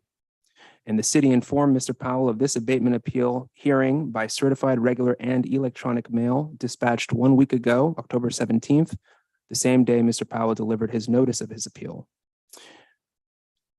The question that is before the council tonight is a, well, straightforward one. I bolded it and italicized it several different times throughout the staff report, but to iterate it again, the only question before the council tonight, pursuant to our municipal code, is whether a nuisance exists. And so, as Mr. Powell is here, best practices suggest he should be entitled to address the council since he's been given notice of this hearing. And he should be able to present evidence supporting his position on this same question that's before us on whether the nuisance exists. And following the staff report, Honorable Mayor Pro Tem, it would be appropriate to give Mr. Powell that opportunity. And very finally, I do want to ask the council before I dive into the facts here, because it is important that council remain impartial decision makers when making this determination. And what that typically means is that any member of the council who is voting on this determination should disclose what's known as any ex parte communications. Those are communications with the appellant, Mr. Powell, or any biases or conflicts of interests they may have before rendering a vote. And so before I do get started, I would like to ask the council if anybody has any ex parte communications, biases, or conflicts of interest they'd like to disclose. I've had no contact, no. So I'm okay. Yeah, anyone else? No. Okay, thank you all very much. Hearing none, I'll move on to the remainder of the staff report, which is effectively just my presentation of the facts that are connected with this and my legal opinion after reviewing the relevant law here and working on this matter for quite some time. Again, pursuant to, and I'll read the citation for the record, the Dallas Municipal Code, Chapter 5.04.150. The only question before the council in this abatement appeal is whether a nuisance exists. And if after this appeal, which the city is granting Mr. Powell the opportunity to be heard, the city council does determine a nuisance exists, then a series of events get triggered, and they're all laid out by statute in our code. Number one, the council's determination will be entered in the official minutes. The council's decision will be final and conclusive, and Mr. Powell must abate the nuisance within 3 days after the council's determination, which by my calendar is October 28th, 2022, this coming Friday. Just to give some background, this nuisance matter is connected with the residential structure currently obstructing direct and being located wholly entirely within the city's public right-of-way known as East 9th Street. It's an unimproved portion of East 9th Street. The city maintains full jurisdiction and regulatory control over all public rights of way within the city limits. That's pursuant to the Dallas Municipal Code, Chapter 2.24, the city charter, and the Oregon Constitution. Specifically, the code provides no person may occupy or encroach on a public right of way without the city's permission. And I have done an exhaustive good faith search. The city has absolutely no record of granting encroachment permission for either Mr. Powell's or the structure's unpermitted occupancy of the public right of way. The reason that this enforcement matter is being directed towards Mr. Powell is because Mr. Powell has claimed ownership of the structure, and the city understands he uses and has used it to derive commercial income by renting it to residential tenants, at least 2 that we're aware of. I understand Mr. Powell's ownership claim stems from his purchase of the parcel directly south of and adjacent to the public right of way, but his claim appears incorrect, since the structure is not located on his parcel, but is instead located completely within the city's right-of-way. The city's understanding here is bolstered by a right-of-way survey performed by Klein & Associates and covering the relevant area of the East 9th Street right-of-way. And that survey has been recorded on February 27, 2021 in the county survey records number 21-001005. And it's included here in your staff report for your review. It's rather plain to see on the surveys itself. On the far left side, you'll notice the structure is labeled existing house, and it's on the westerly side of the public right-of-way and in the unimproved portion of East 9th Street, directly north of Powell's parcel, which is depicted as tax lot 2500.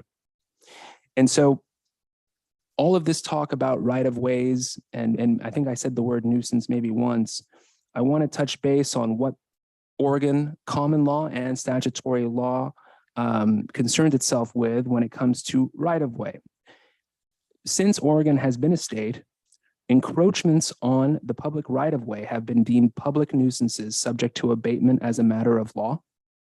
Under Oregon law, and we're trying our best to abide by it every day, under Oregon law, a public nuisance exists when there's a substantial and unreasonable interference with a right common to the general public, which is an extremely broad definition, but has been analyzed and dissected for over 100 years in Oregon courts. And there is a wealth of precedent to indicate that unauthorized encroachments upon the public right-of-way constitute public nuisances subject to abatement. That's the first reason why this is a nuisance. The second reason why this is a nuisance is because it's been declared a nuisance by this council. Under state law, I'll read it for the record, ORS 221.915. State law authorizes cities as municipal corporations of the state of Oregon, especially cities that are covered by, well, what's known as home rule, but basically just means that we have a charter. Whenever the city council of a city with a charter determines some act or thing is detrimental to the public health, safety, welfare of the city, that thing, whatever it is or act, is declared a nuisance. In this case, the city council adopted resolution number 21-021 on October 11th, 2021, which is just about a year and 2 weeks ago. And that resolution in full, I'll read its title in full. A resolution enforcing the Dallas Municipal Code, Chapter 2.24, Public Rights of Way, and relating to encroachment removal on East 9th Street. The resolution itself is included in the packet that the city clerk sent out on October 17th as part of the supplemental agenda. The resolution itself deemed all unauthorized encroachments existing upon the unimproved public right-of-way of East 9th Street existing after November 1st, 2021 to be injurious or detrimental to the public safety and welfare, and declared them nuisances subject to abatement and enforcement. And this was over a year and a week ago. As of the day that I wrote this staff report, which was October 17th, a week ago today, the structure still was in existence on and upon the public right-of-way. And therefore, since it existed after November 1st, 2021, under Resolution 21-021, it is a public nuisance as a matter of law. Mr. Powell filed his appeal, as I mentioned, a week ago today, and his appeal was timely filed. It's considered a protest and pursuant to the Dallas Municipal Code, section 5.04.140, subsection C, subsection 6. He did so by giving notice to the city clerk in writing, and his protest is attached in full, and you may all read it as part of the staff report. Just to summarize the three arguments that I saw in Mr. Powell's protest, the first argument was that the structure was there, and I'll read this as a quote, was legally there long before the street right-of-way was put in place. Thus, any subsequent codes and resolutions do not apply. I understand that to be an untenable argument for a number of reasons. First, and we can get into the nuances here, but first, the city understands the structure was constructed in 1920 according to Wasco County real property records, which was after the city was dedicated the East 9th Street public right-of-way in 1909 through the Riverview addition to the City of the Dalles. And a copy of the Riverview addition to the City of the Dalles is also included in this staff report. But second, to give Mr. Powell the most generous benefit of the doubt, even assuming the structure existed before 1909, it would have also been dedicated to the city by the Riverview addition to the City of the Dalles. And so the city, in my estimation, does not understand the structure's age to play any factor whatsoever in council's determination of, and let me remind you all, the only question here before you tonight, which is whether a nuisance exists. Mr. Powell's protest's second argument, and I'll read the quote, "There are legal actions the city can take to acquire or demolish this structure if they are not willing to negotiate a purchase." Again, I don't understand that to be an argument to support Mr. Powell's position that no nuisance exists. First, this is an abatement appeal pursuant to the Dallas Municipal Code, Chapter 5.04, and it is very much a legal action. Second, the city has concurrently filed a public nuisance complaint in Wasco County Circuit Court on this matter. Under state law, Mr. Powell was served with a copy of that complaint on Friday. Third, the city was willing between January 2020 and July 2021 to negotiate a transaction with Mr. Powell and has invested substantial staff resources at finding a collaborative solution. I do say this with all sincerity. It is my opinion. It is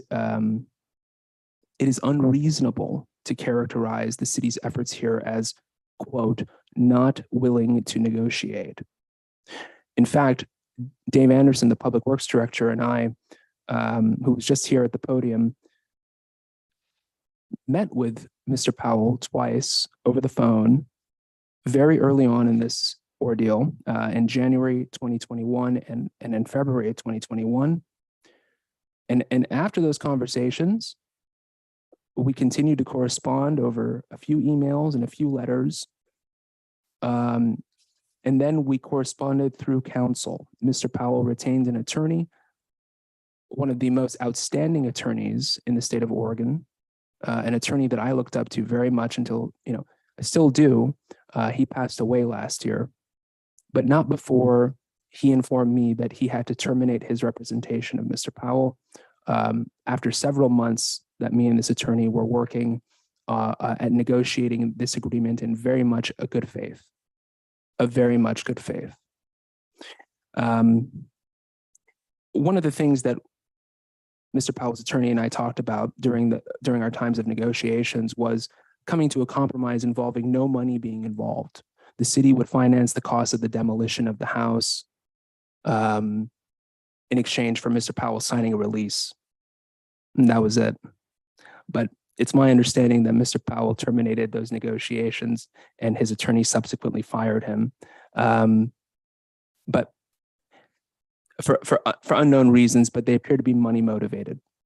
Not that any of that has much of a bearing on whether a nuisance exists, but that's exactly the point, because this was all brought up by Mr. Powell's protest. which again doesn't play a factor at all in council's determination of whether a nuisance exists. Finally, the protest's third argument is the city should use the legal process known as eminent domain. And I'll read a quote again from the protest, which requires compensation to the owner before possession or demolition by the government entity. Just so the council's fully aware, the city is authorized to implement eminent domain pursuant to both the federal and Oregon constitutions, but only, and this is all cities, it's not like the city of the Dalles has this special power. All cities and counties can exercise eminent domain, which is the process of taking private property for public benefit.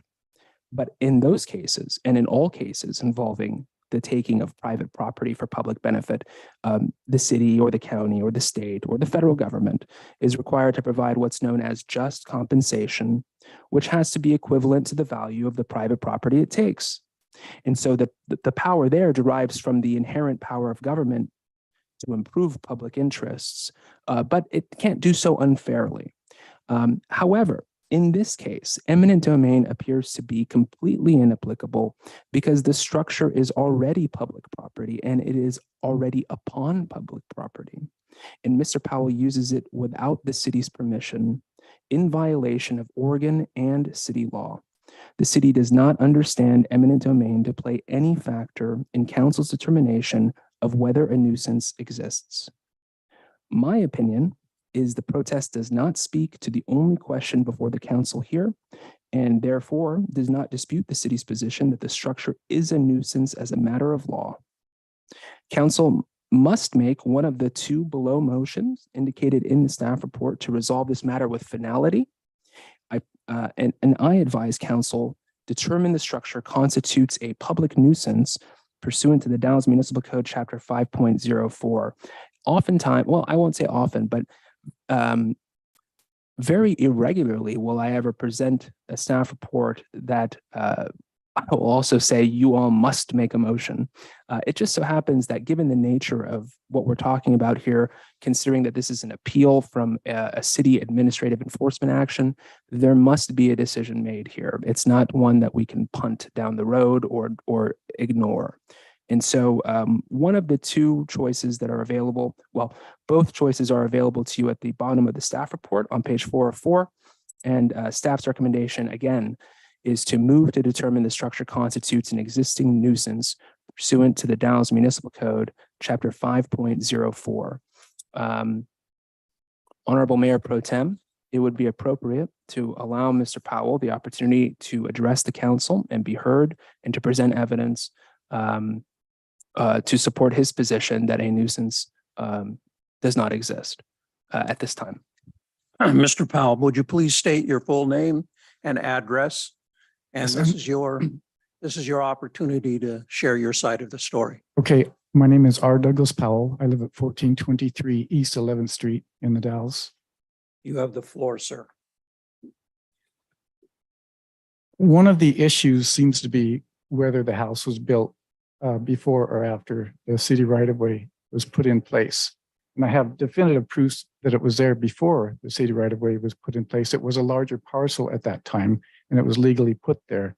And over the decades, the parcel has been reduced to just be that one little square. Unbeknownst to me, but that's what I bought, is one little square. But the house was placed there legally and has been taxed accordingly. I believe I do have city permission to have the house there because I am paying property taxes on the house and on the adjacent lot. So that there just kind of shows that it's private property because nobody else pays the property taxes on it. I have it here. I have the proof if you need it that it was there. The house was there in 1896, and I also have more additional proof if you need it.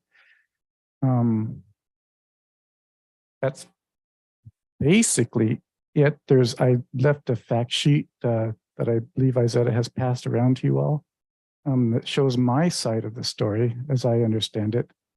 And I'd like to say I wasn't part of the negotiations last year that Mr. Carr was negotiating with somebody who I had never heard of. Apparently a part of the firm that I had hired, but I was never consulted, never talked, never anything to him until I got that agreement that you wrote.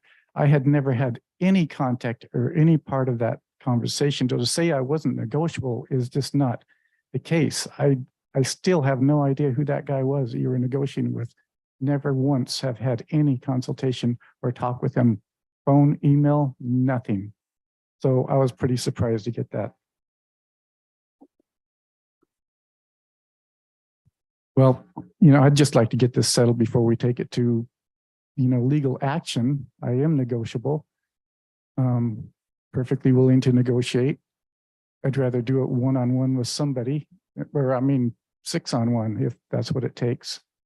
I'd like you to consider my side of it in your executive session after this meeting.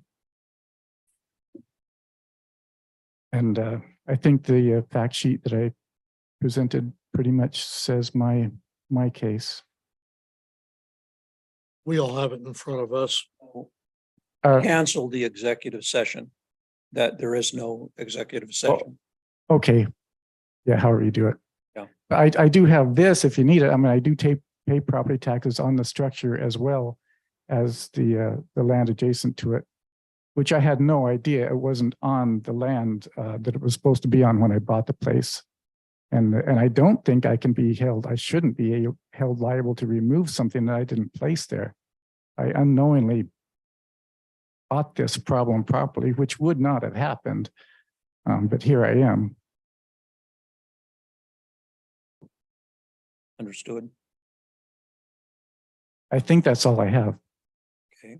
Mr. Mayor, would it be appropriate for him to read your letter or parts of your letter you think are pertinent? Need to read it?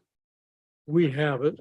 It'll be entered into the official minutes. But I don't want to deprive Mr. Powell of any opportunity he would like to take advantage of. But just to answer Councilor Runyon's question, Maybe just the more pertinent ones. That you- Okay. I have done nothing So we wrong. hear it from you. Okay, I've done nothing wrong. I inadvertently bought this problem property about 7 years ago. The city has had 113 years to fix this issue instead of springing it on an unsuspecting owner. At the least, the city should have taken care of this issue when they first became aware of it, something more than 20 years ago, instead of waiting until I happened to be the unfortunate owner and victim of his nonfeasance. After I bought it, the tenant at that time told me that she knew about it 25 years earlier. I'm like the last person to find out about this. So the city knew about this a long time ago. That's why I say nonfeasance. They should have, I believe, dealt with it when they found out about it. This should never have gone as far as taking legal action, as I've always been willing to negotiate an argument. To me, Mr. Carr isn't willing to negotiate. It's one-sided and nothing else. So there is no negotiation. It's just this or nothing. Okay, I'm saying this is an eminent domain issue because it is private property. I have proof of it right here. It's a takings, and like Mr. Carr said, under the Oregon and federal constitutions, it requires compensation before acquiring someone's property and or buildings. It can be property or buildings. Like I said, I cannot be held liable, or I should not be held liable for removing something on a city right of way that I did not put there, especially since the city was aware of this issue decades before I purchased the property. Decades, it could have done it then. According to deed research, the house was there in 1896. I have that with me, long before the street right of way was put in place. Not that it matters. Compensation must be paid regardless because it was there so long. The 1920 date was an estimate made by a tax assessor in 1925. There were no inspections of addition plot maps in 1909. Somehow this house and at least 2 others fell under the radar. Those other 2 are not there now, they burnt. But there was 2 more houses in that street right away, at least. Well, I put the April 6th deadline doesn't apply. It was postponed when discussions began with my former attorney, which I'm so sorry to hear has passed away because he was a real great guy. I'm saying I do have permission from the city to have the house there, evidenced by the acceptance of property taxes by the city and county for this structure for many decades, and by me for 7 years. I'm saying Wasco County should not have jurisdiction over any legal action taken on this matter due to conflicts of interest. Namely, they own one of the biggest parcels on that street right away. Okay. I am in contact with one of the best eminent domain attorneys in Oregon who is confident that we have an excellent case. We are waiting to see if this is really the direction the city wants to go before I retain him. We could settle this right now. Last year, according to Zillow, the house itself was worth $177,000, my asking price. You can counter offer with this year's value of $145,000. The price dropped, obviously. I have other losses and expenditures, including rent, attorney fees, lost value, repairs, etc. So let's just settle on $150,000 for the house and be done with it. I also want 1 week to get my property and anything else I want from the house before demolition. I think that's probably enough of that letter. You mentioned the other things. I agree. So I have a question. How long again when did you buy the property? I believe it was 2014. Powell purchased the property in 2015. 15. Be a personal 2015. representative deed. And you went through a real estate firm when you did that? No, it was in state of a good friend who died. Fred Zerlinden died, and it was in his estate, and I purchased it from the estate. Were there legal descriptions of the property that was in that estate? I did get a deed after I purchased the property, which I didn't look at to see if and I didn't look at a survey, but I have since looked at the deed, and there is a physical description of the property, and I assumed the house was on it. I wrongly assumed the house was on the property. Okay, say that again. You asked if there was a description, Yeah. a property description, and there is. It's a small lot, and it's, I believe, 55 by 60 or so. And I didn't do a survey, and I didn't check to see if the house was actually on the property. I merely assumed that the house was on the property I bought. The estate you're talking about, that's where the assumption was. Since then, Assumed just that the house was on the property that I bought. And because it did come with the, it even says on the tax, there's a dwelling and the property, I just didn't do a survey. my real point to get that to, in a typical real estate sale, if there's a firm involved, they would lay all those kinds of things out. You didn't have that at the beginning. Did not. Thank you. Any other questions? I'm mostly just curious, are you willing to tell us about or approximately how much you paid for the property? I think it's irrelevant, but I paid $25,000 for the property. I own one property. Is it fair to say you own multiple more than this? I do. Ballpark for me. How conversant are you in property detailing and deeds and recordings and various instruments? I mean, do you have a lot of properties? That's what I'm asking. I get a deed in the mail after I buy a piece of property, and I don't really look at them. You own a number of properties. I do own a number of properties.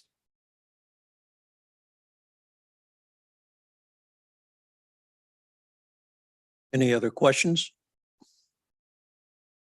All right. Thank you, Mr. Powell, for your input. You're welcome. Now it's open for discussion. Yep. I do have a question, more for Mr. Kara. Is the offer to remove the structure at no cost, is that still on the table?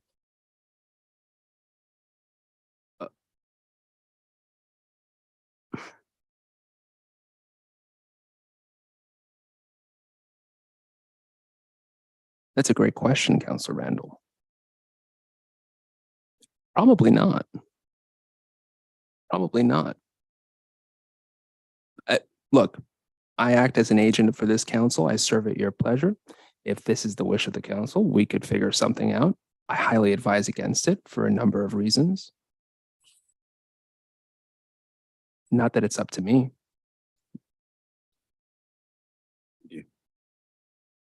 So would you restate the issue before us? The only issue before the council this evening on this matter is whether a nuisance exists. This is the appeal. This is Mr. Powell's appeal of enforcement case number 02792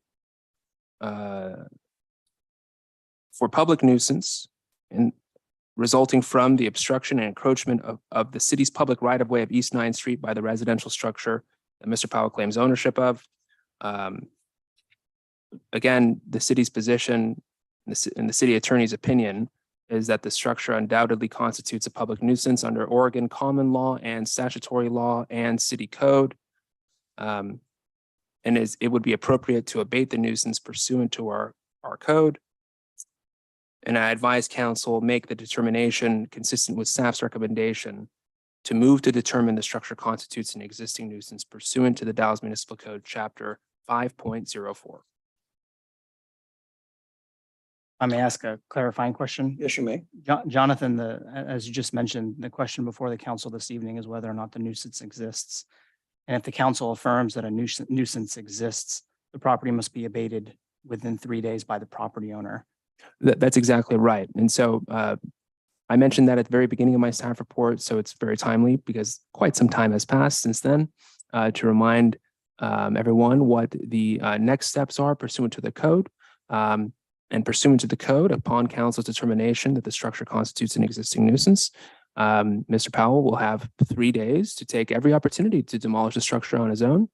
Otherwise, the city is authorized to implement its own enforcement of our right-of-way jurisdiction, as well as our own abatement of the nuisance at our own cost, which will then be assessed against Mr. Powell himself. And that highlights some of the uniqueness of the situation is that the house and the property owner, the property is owned by the public and the city's right of way. That's So right. that goes back to your question or comment, Councilor Randall, on the responsibility of the demolition of the house and who may bear those costs. So very typically what you may see is a property owner who's, subject to an enforcement action for nuisance. Very regularly, I think we may even had one on our next agenda for an assessment of the cost of the abatement that the city had to incur to abate the property itself are typically assessed against the property as a lien. And in this case, because the city owns fee title, or has an easement over the area underneath this house, it is impossible to lien because the city already has the legal interest over it. And so it's made this a very challenging legal situation. On a different element of it, though, what's before the council tonight is not challenging, in my opinion, and it's very straightforward and extremely well supported by law. And so again, just to sort of underscore this final point, the only question before the council tonight is whether a nuisance exists. The nuisance meaning the Structure of the house residing in a right of way. Correct. Which impedes the construction of a street. Correct. All right. Well, it's been there for 113 years. Hasn't been a nuisance yet that I know of. Mr. Pro Tem. Number 5 says I cannot be held liable for removing something on a city right of way that I did not put there, especially since the city was aware of the issue decades before, which that part of the sentence is irrelevant because we're not going to hold you liable to it. We've offered to take it down, which number 1, we don't think you own that piece of ground, according to all the research that's been done. What I am troubled about is a communications thing. Who were you emailing and talking to? I am more than happy to discuss that. I believe I've already answered that, but just because this is a part of the action item and the only question before the council is whether a nuisance exists. Well, you mentioned some of the non-negotiable. You're right. I was negotiating with Timothy V. Ramus, founding partner of one of the most prestigious law firms in the Northwest, Jordan Ramus. He's the Tim Ramus from Jordan Ramus. And Mr. Ramus was an outstanding attorney who argued one of the most influential land use and development cases in the history of the United States before the Supreme Court of the United States. And I studied him in law school. I'm a huge Tim Ramus fan. But And he passed, you did not last year. negotiate directly with the, I did. I also negotiated directly with Mr. Powell. Dave Anderson and I both did. Well, that was early on. I got a bill after some months went by from an attorney with Mr. Ramus's company that I had never heard of. And in that bill was for the hours of negotiation that he did. And I don't have his name right now. Even if it was with Timothy Ramus, he never consulted me once about negotiations. I thought it was done with. Really, I did until I got that final bill. And it didn't have Timothy Ramus's name on it. They weren't his hours. It was somebody else. I believe you were negotiating with, not Mr. Ramus, and certainly not me. Okay, but thank you very much. But we need to really move on here unless there's other questions or if you have anything else to input. I think we've debated unless now we need to move ahead and exercise a motion. And the motion is to move to determine the structure constitute an existing nuisance pursuant to TDMC Chapter 5 or period 04. So that's the question before us.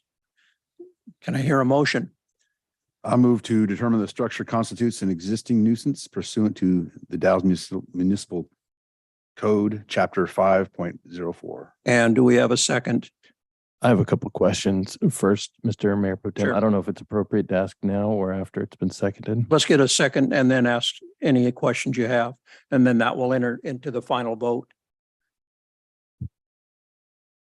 Is that the cost of my asking questions? Is the seconding of the motion?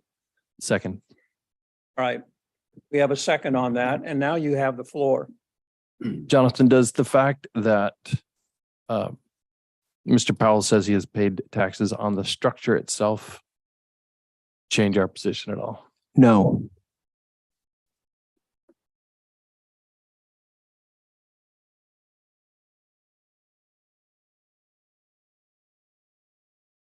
Mr. Powell, you've been collecting rent on the property? Had been. Yep, for about 7 years. From about the time of purchase. About, I would say 6 years. On 6. So. But yeah, it's close. Roughly what does rent go for? The last people were paying 900. All right, so it's about 62 months, about 900. So you've made about 55, you've cleared your purchase. Well, no, price of it. Brenda was only paying, I think, 500 for. Point is, we're not taking away, we're abating a nuisance, which happens to be a rental, being treated as a rental property. Yes. And you've more than cleared the cost of purchase with rent. Well, I put quite a bit into the property. That's why I got it so cheap. It needed a lot of work just to make it livable. Fair enough. Other questions? Any other discussions? All right, let's take a vote. All in favor of this motion? Can you repeat the motion? Yes, I will. The motion is to move to determine the structure constitutes an existing nuisance pursuant to TDMC Chapter 5, period 04. That is the motion before us. All in favor, say aye. Aye. And anyone opposed? And I was also in favor of aye. Okay, that closes the matter. You Honorable Mayor Pro Tem and City Council. Yes. All right, we're moving on. All right. Is that it? Thank you very much. All right. We're moving on to action item 12B, consideration termination of the First Street Project grant partnership with Oregon Department of Transportation And I see your group is coming forward.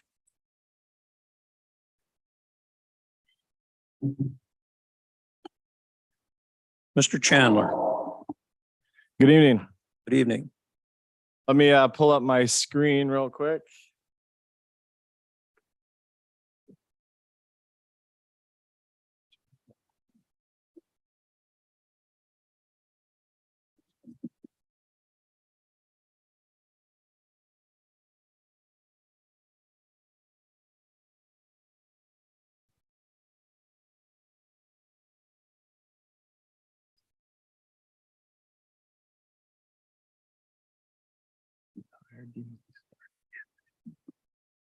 Got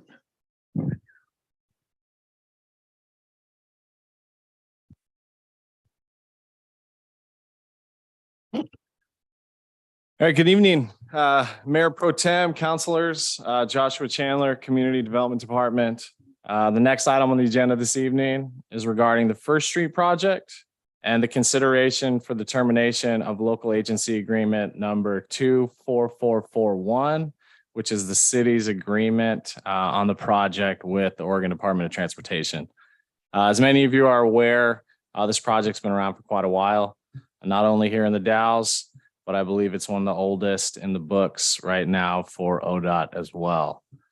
With that, I've invited two consultants to support me this evening with any questions that may come up after the presentation. Our former Community Development Director, Alice Cannon, as well as Travis Kruger, our consultant with HDR.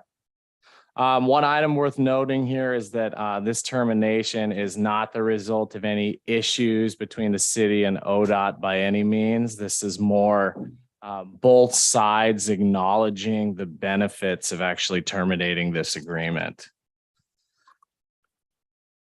So up on the screen, this is the project location. This is the First Street project stretch from the railroad crossing at Union down to Laughlin. The project comes down on Court, Washington, and Laughlin streets into about the alleyway. Federal Street doesn't extend that far because obviously we have a building right in the middle of the street.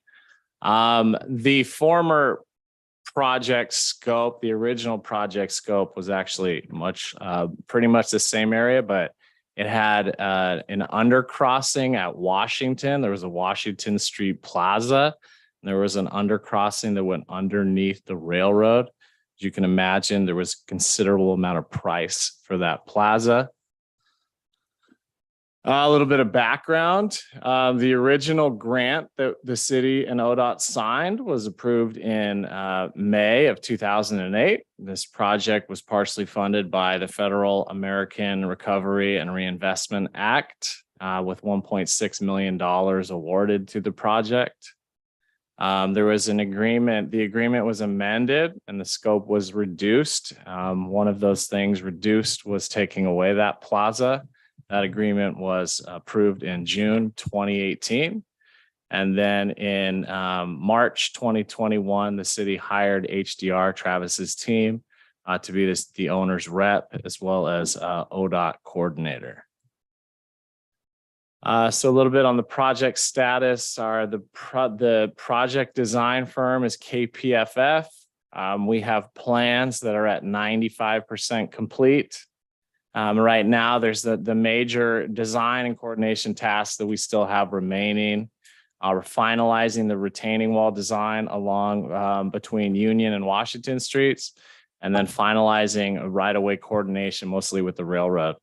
So finalizing these plans and the bid documents are currently on hold to address some funding questions as well as next steps that we're discussing tonight. So the recent project delay that we found with this project in fall of 2021, the KPFF team was out on First Street doing all types of analysis, structural analysis into these very old masonry walls that you can see on the right-hand side up there. I think everyone is familiar with the two sunken parking lots we have up there on First Street. I was actually I think, spent one day with the team out there, walking around some of these, taking a look at some of these spaces of the buildings out there, taking a look at the walls, and really kind of a neat analysis they put together that the team was inside and outside of the walls. There's tunnels, some tunnels kind of behind these. So you can imagine these walls have historical and cultural significance. And with that analysis, it required, well, our current plan requires the reconstruction of these walls to support this new street system. And with the significance of these walls, it would trigger, due to federal funding, it would trigger additional Section 106 NEPA permitting requirements, which are historic requirements. The additional requirements would add 2 to 3 years of additional permitting from ODOT, additional construction monitoring, really at the end of the day, and overall project delay if we continue moving forward with these federal funds. Looking at the federal funding, there's some primary risks when we use the federal funds. The big one, we look at the time delay, the 2 to 3 years. We'd look at a project completion of 2026. Right now, we're seeing some unprecedented construction cost escalations, labor shortages. I know that this has actually impacted quite a few projects that ODOT has had around the state. And then some challenges with the federal funding and aspects of this project. There is, if you will, red tape associated with federal projects, some of those being the heightened requirements of environmental and historical cultural permitting, right-of-way coordination, private property coordination and improvements up there. After we received this information, there was some information provided to us by Travis and his team, breakdown of costs, breakdown of timelines. After staff received this information, was actually Alice's recommendation that we look at the ability to produce this project on our own and basically terminate the contract. What would it look like to terminate the contract with ODOT? So looking at the two options side by side here, on the left-hand side, ODOT with the federal funding is a 2026 construction completion date. With those additional costs, associated cost escalations, it's approximately $1.7 million. There's extensive ODOT costs, as I mentioned earlier, that's about $500,000. So in total, when looking at the project stretched out that long, it's about $5.1 million cost to complete. Whereas the city retaining KPFF, our current design team, we're looking at a 2024 construction date, 2 years less, obviously the 2 years less of cost increases. There's a more simplified construction monitoring and environmental review, approximately $4.1 million for the project. So at the end of the day, that's $800,000 cheaper. And this includes paying back these federal funds that we've already spent. Gosh, I see 4.3. You said 4.1. Oh, excuse me, 4.3. Thank you. Yes. So at the July 19th Urban Renewal Agency Board meeting, this information was presented to the board with our staff's recommendation to go the local route, to the local project delivery route. That's with the city and KPFF. Doing so, we would void the existing grant funds that have been awarded to the city. That's a repayment of $320,000. And we would then contract with KPFF to cover the additional tasks that would be needed: environmental, historical permitting and review, construction management, monitoring, as well as the right-of-way coordination that's still needed with the railroad. It was a unanimous decision at that meeting that the board was in favor of terminating the agreement and moving forward with completing the project locally without the federal grant. As a project update since then, we've received an email confirmation from David Amaton. Hopefully I say his name correctly. He's the ODOT Region 4 Planning and Programming Manager. In there, he mentioned that ODOT confirms their willingness to terminate this agreement. Granted, this agreement can only be terminated if it's also done so by City Council.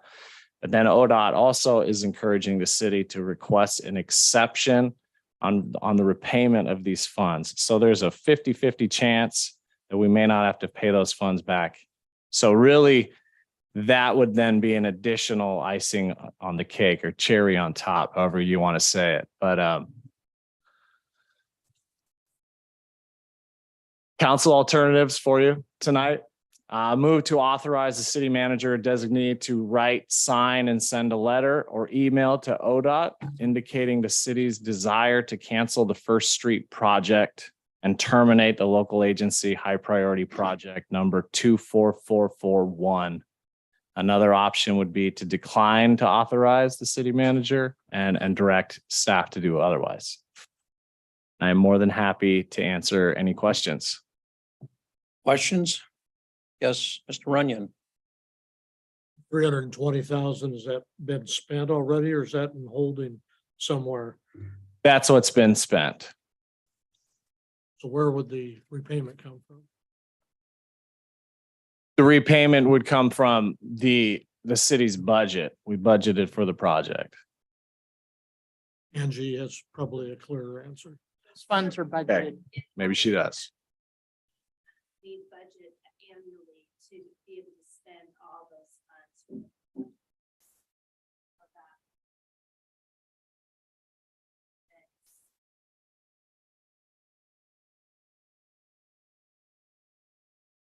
Thank you.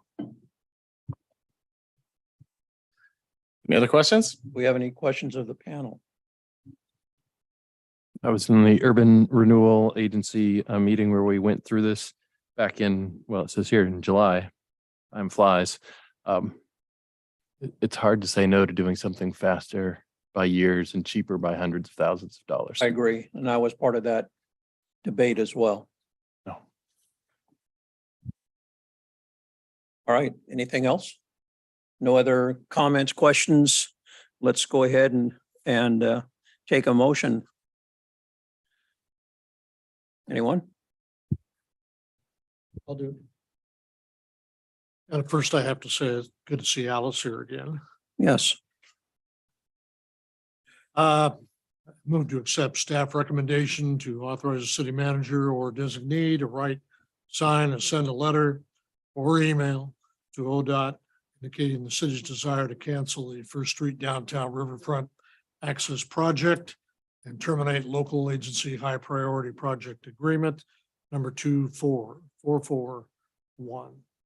We have a motion before us. Do we have a second? I'll second it. All right, we have a second. Counselor Runyon? No, Counselor Randall, seconded. Then we need to take a vote, and the vote is all in favor, say yay or raise your hand. Aye. Aye. Any opposed? And any abstention? Then the motion carries. We spent money by saving money. Yeah.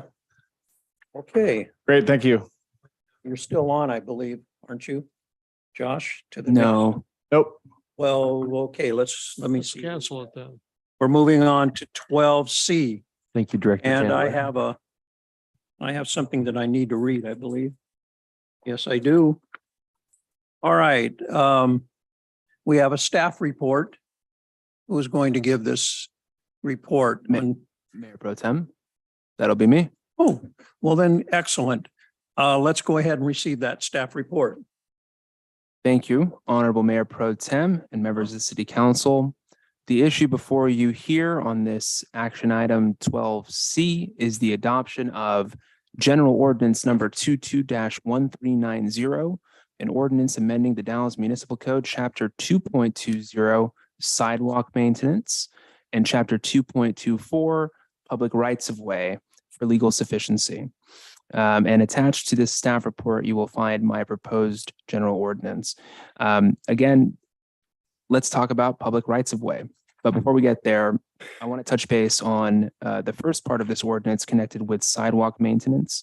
The changes here, which haven't been changed since 1997, come on the heels of a recommendation from the city's insurer at CIS, who told me that the city should have the city has an otherwise okay sidewalk code, but best practices suggests that all sidewalk codes implemented by all cities include three simple concepts: putting the duty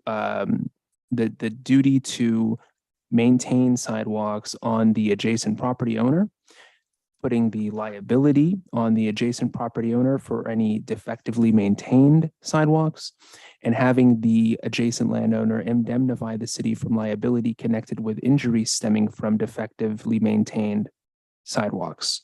The city had in its code 2 out of 3.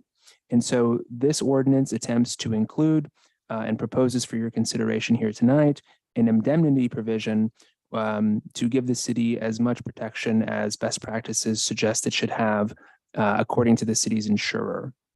And so before I move on to public rights of way, we might as well ask now if council has any questions. It would be appropriate to ask them now or later connected with any of the sidewalk elements of this proposed ordinance. I have none. Oh, I got a hand on the end. Counselor Runyon. So what repercussions do you see if we pass this? Repercussions meaning what? Meaning people in front of us with appeals and so forth. Well, no, nothing's changed as far as what the duty is on the adjacent landowner. And so today, if somebody trips and falls on your sidewalk and it's adjacent to your land, you're responsible. And that's true even if that's true especially if the city owns the adjacent land. And so it's not like we are abdicating all responsibilities or liabilities, just we are expressly disclaiming any liability on things that we have no business having liability for, which is the sidewalk next to private property. And so it's a duty that's imposed it's an existing duty imposed on current property owners.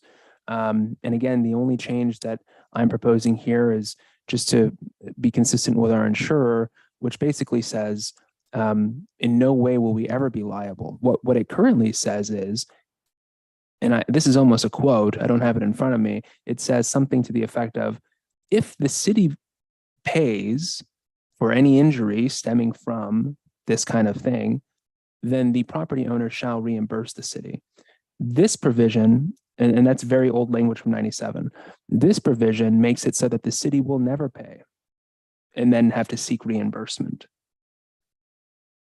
It indemnifies us completely from all liability. There's no cause of action under this proposed general ordinance that would result in the city facing any liability for any injury whatsoever to person or property connected with anybody slipping or falling, or any other type of injury, frankly, connected with a defective sidewalk on property a defective sidewalk adjacent to private property. Thank you. You're welcome. All right, other questions? Yeah, this is just for my benefit. Does maintenance include snow and ice removal? Yes. Good to know.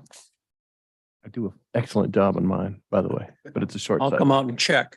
Excellent. So just for Councilor Richardson's information, as well as anybody else who may be listening about this specific issue connected with snow and ice removal, that is managed by code as well, and similarly imposes a duty on private landowners to de-ice their sidewalks, and there's a time component to that, and it's all articulated throughout our code. So yeah. Thank you. All right. Okay, so thank you. That's the first element of this general ordinance. The second one addresses a different area of Title II of our code. Again, Title II is all about local improvements. Chapter 2.24, back to everybody's favorite topic, public rights of way. Again, public rights of way and in our code have been untouched effectively since 1997. And so not to say that I'm all for change just because it's been a long time, but it is worth changing. And so the city has a very complicated public right of way system sometimes. And so our code should have at least some of the tools that we might need in order to regulate it and enforce it consistently. And it doesn't. And so this proposed ordinance attempts to sufficiently address a number of different situations that I've seen in my time as city attorney over the past 2 years here that are, well, frankly, being insufficiently addressed as we speak. And these involve what's known as unauthorized encroachments. And so to address some of the shortcomings that are existing in our current code, this proposed ordinance generally seeks to revise 3 separate provisions. The first is the definition section. It broadens the definition of owner, and it adds a definition for unauthorized encroachment.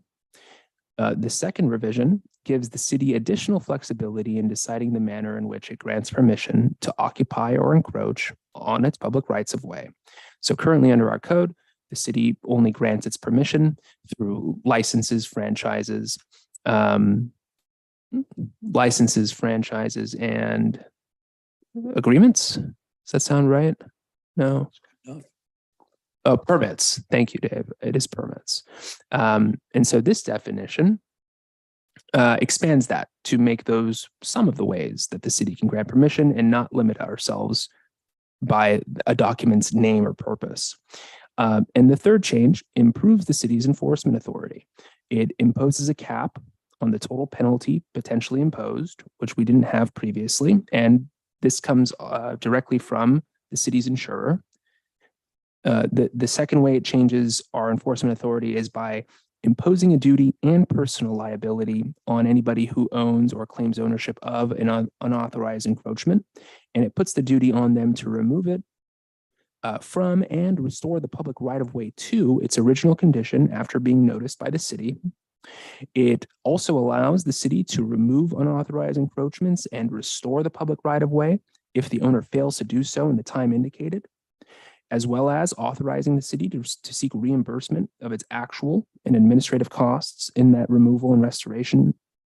It exempts the city from liability for the unauthorized encroachment owner's failure to remove or restore, or for any damage to the right-of-way. It authorizes the city to seek personal judgments from unauthorized encroachment owners in circuit court for our costs and expenses connected with the enforcement of our public right-of-way jurisdiction.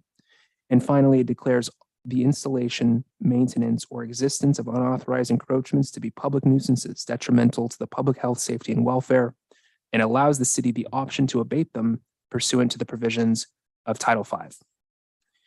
And so those are the changes that I am proposing for this amendment to our code.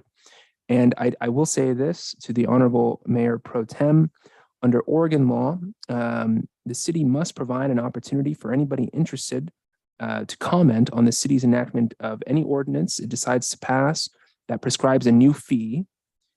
And while these new liabilities are not necessarily new fees, and this is certainly not a public hearing, best practices suggest that you ask the audience for comment on this proposed ordinance before the council considers its adoption. Is there anyone in the audience that would like to speak on this matter?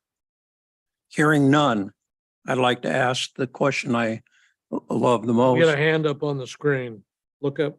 Oh, Roger Nichols, thank you for pointing that out. Mr. Nichols. It's not a comment, more of a question. Will the new changes add to the fines for people who don't clear the snow off the sidewalk? Thank you for your question, Roger. Absolutely not. Okay. Now, for the question I like posing, does any counselor want the ordinance read in full? Oh, yes. What? No. I think Councilor Runyon was clearing his throat. I have a He couple. already read it. Now, well, we should ask if you're going to have some questions, because we'll have the counselor read by title only next after your question. Do you have a question? No. I have 2 questions. One, Jonathan, is on, oh goodness, section 2.24.010 definitions. Owner means a person who actually or apparently owns. Is that new language, the apparently owns? Do you know? Yes, I included that language.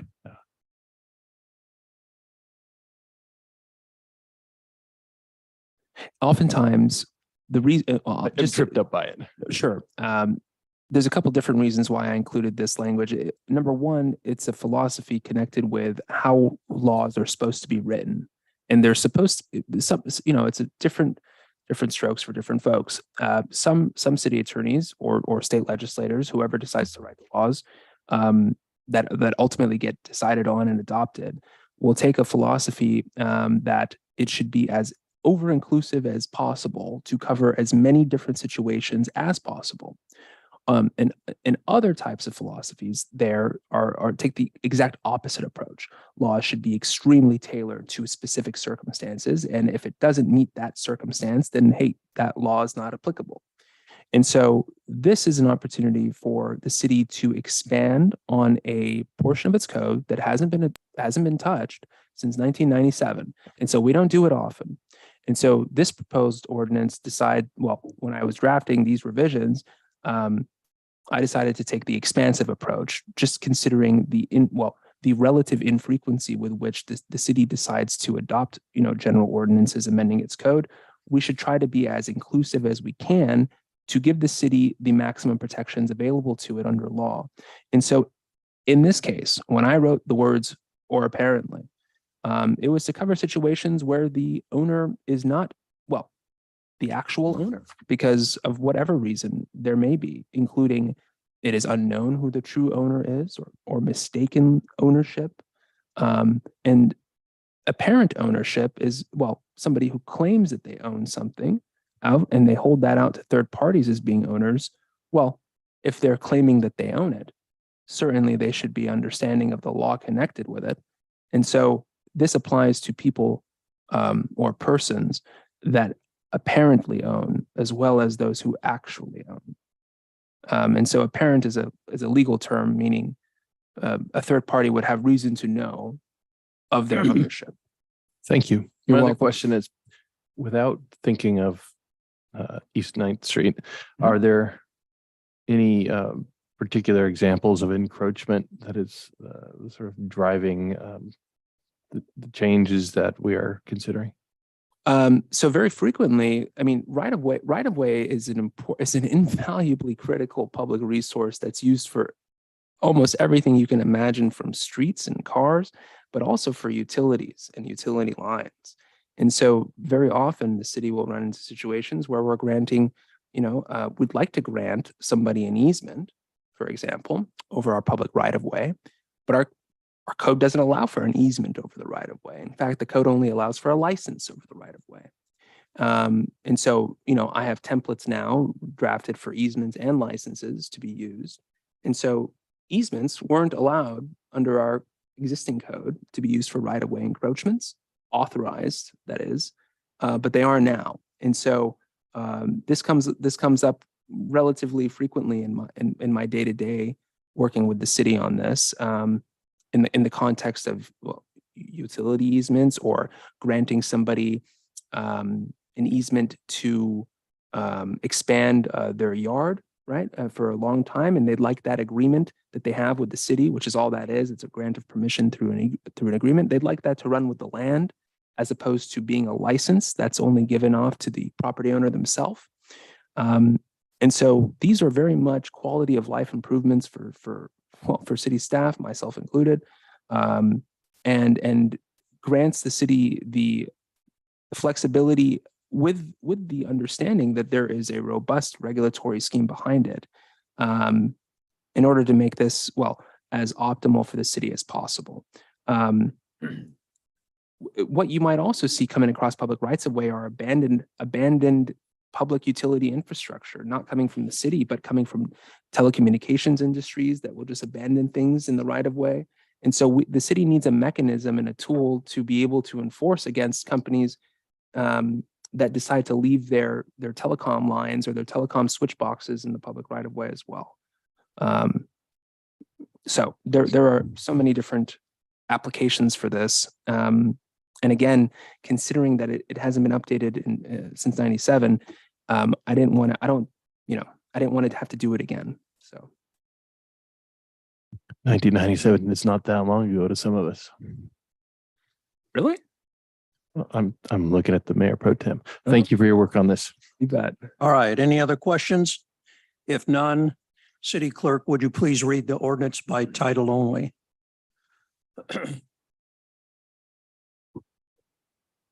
General Ordinance number 22-1390, an ordinance amending the Dallas Municipal Code, Chapter 2.2 Sidewalk Maintenance and Chapter 2.24 Public Rights of Way for legal sufficiency. All right, thank you. I'd like to ask for a motion. I'll move to adopt general ordinance number 22-1390, an ordinance amending the Dallas Municipal Code, Chapter 2.20 Sidewalk Maintenance and Chapter 2.24 Public Rights of Way for legal sufficiency by title only. Okay, in a second. A second though. All right. Councilman Randall made the motion. Councilman Richardson seconded. We have a motion on the floor. Any other further debate? Hearing none. All in favor, say aye or raise your hand. Aye. Aye. And anyone opposed? None. So that passes unanimously. All right, we're moving on. We are now on to 12D. Memorandum of Understanding for Purchase of Property Located within the Dalles Municipal Watershed. Well, then, Mr. Anderson, you're right back. I'm right back. Thank you. Thank you, Honorable Mayor Pro Tem. City Council will try to bring us home on this. Staff had previously briefed the City Council its efforts to partner with the Columbia Land Trust to secure funding for the purchase of one of the last remaining parcels of land within the Dalles Municipal Watershed. Since we've talked about this on two prior occasions, I won't reiterate, but unless you ask me to, the reasons that we acquire property and the management philosophies that we utilize on those lands. Earlier this year, the council indicated its support for staff to pursue development of a memorandum of understanding or some sort of similar agreement with Columbia Land Trust to memorialize the city's desire to acquire these subject properties. That is a process that'll likely take 2 to 4 years. The land under consideration for acquisition was previously owned by SD&S Lumber Company. That totals about 3,400 acres. We previously talked about some of this property burned in the 2013 government flats fires and has been replanted, and others of it has been harvested by SDS. The 3,400 acre watershed tract is now part of a larger grant application being submitted by Columbia Land Trust and a conservation fund. And they're working on a grant that would cover the acquisition of over 16,000 acres. So attached for the council's consideration is a draft letter of understanding for consideration. If authorized, the LOU outlines the efforts of Columbia Land Trust and the Conservation Fund to secure up to 75% of the funding to complete the land purchase for the city. A very preliminary estimate of the value of the property is about $2.7 million, 25% of which would be $675,000. Now I need to add a little more information that isn't in your staff report. Just before the meeting tonight, I got an email suggesting that it might be appropriate to revise the letter of understanding that you have in your packet so that instead of it being between the city and Columbia Land Trust and the Conservation Fund, it just be between the city and Lupine Forest LLC, which is the current owner of the property, that the entity that is holding the property while this grant application is being submitted. We can work out the details of where Lupine Forest LLC gets replaced or replaces the references to the Columbia Land Trust and the Conservation Fund in the agreement itself. But in the end, I don't think it really changes the motion or only minorly changes the motion that we're going to recommend. There is no budget requirement at this time, but there would be an expenditure of funds. And 2 to 4 years when this acquisition could be completed, and that's if they're awarded the grant. So with that, it's staff recommendation that the city council move to authorize the execution of a letter of understanding with, and here's the change, Lupine Forest LLC. We would strike the reference to Columbia Land Trust and the Conservation Fund. So with Lupine Forest LLC to secure funding for the purchase of approximately 3,400 acres of land owned by Lupine Forest LLC located within and near the drainage of the Dallas Municipal Watershed. All right, thank you. I've got a recommendation by staff. Do we have any other debate, any other questions of staff? Hearing none. Oh, Counselor Richardson, do you have a question? Oh, I don't think so. Okay, we'll move on then. We'll go ahead and take a motion. Councilman Runyon, I'll move to accept the staff recommendation. Move to authorize the execution of a letter of understanding, Lupine Forest LLC, to secure funding for the purchase of approximately 3,400 acres of land owned by Lupine Forest LLC, located within and near the drainage of the Dalles Municipal Watershed. we have a motion on the floor. Do we have a second?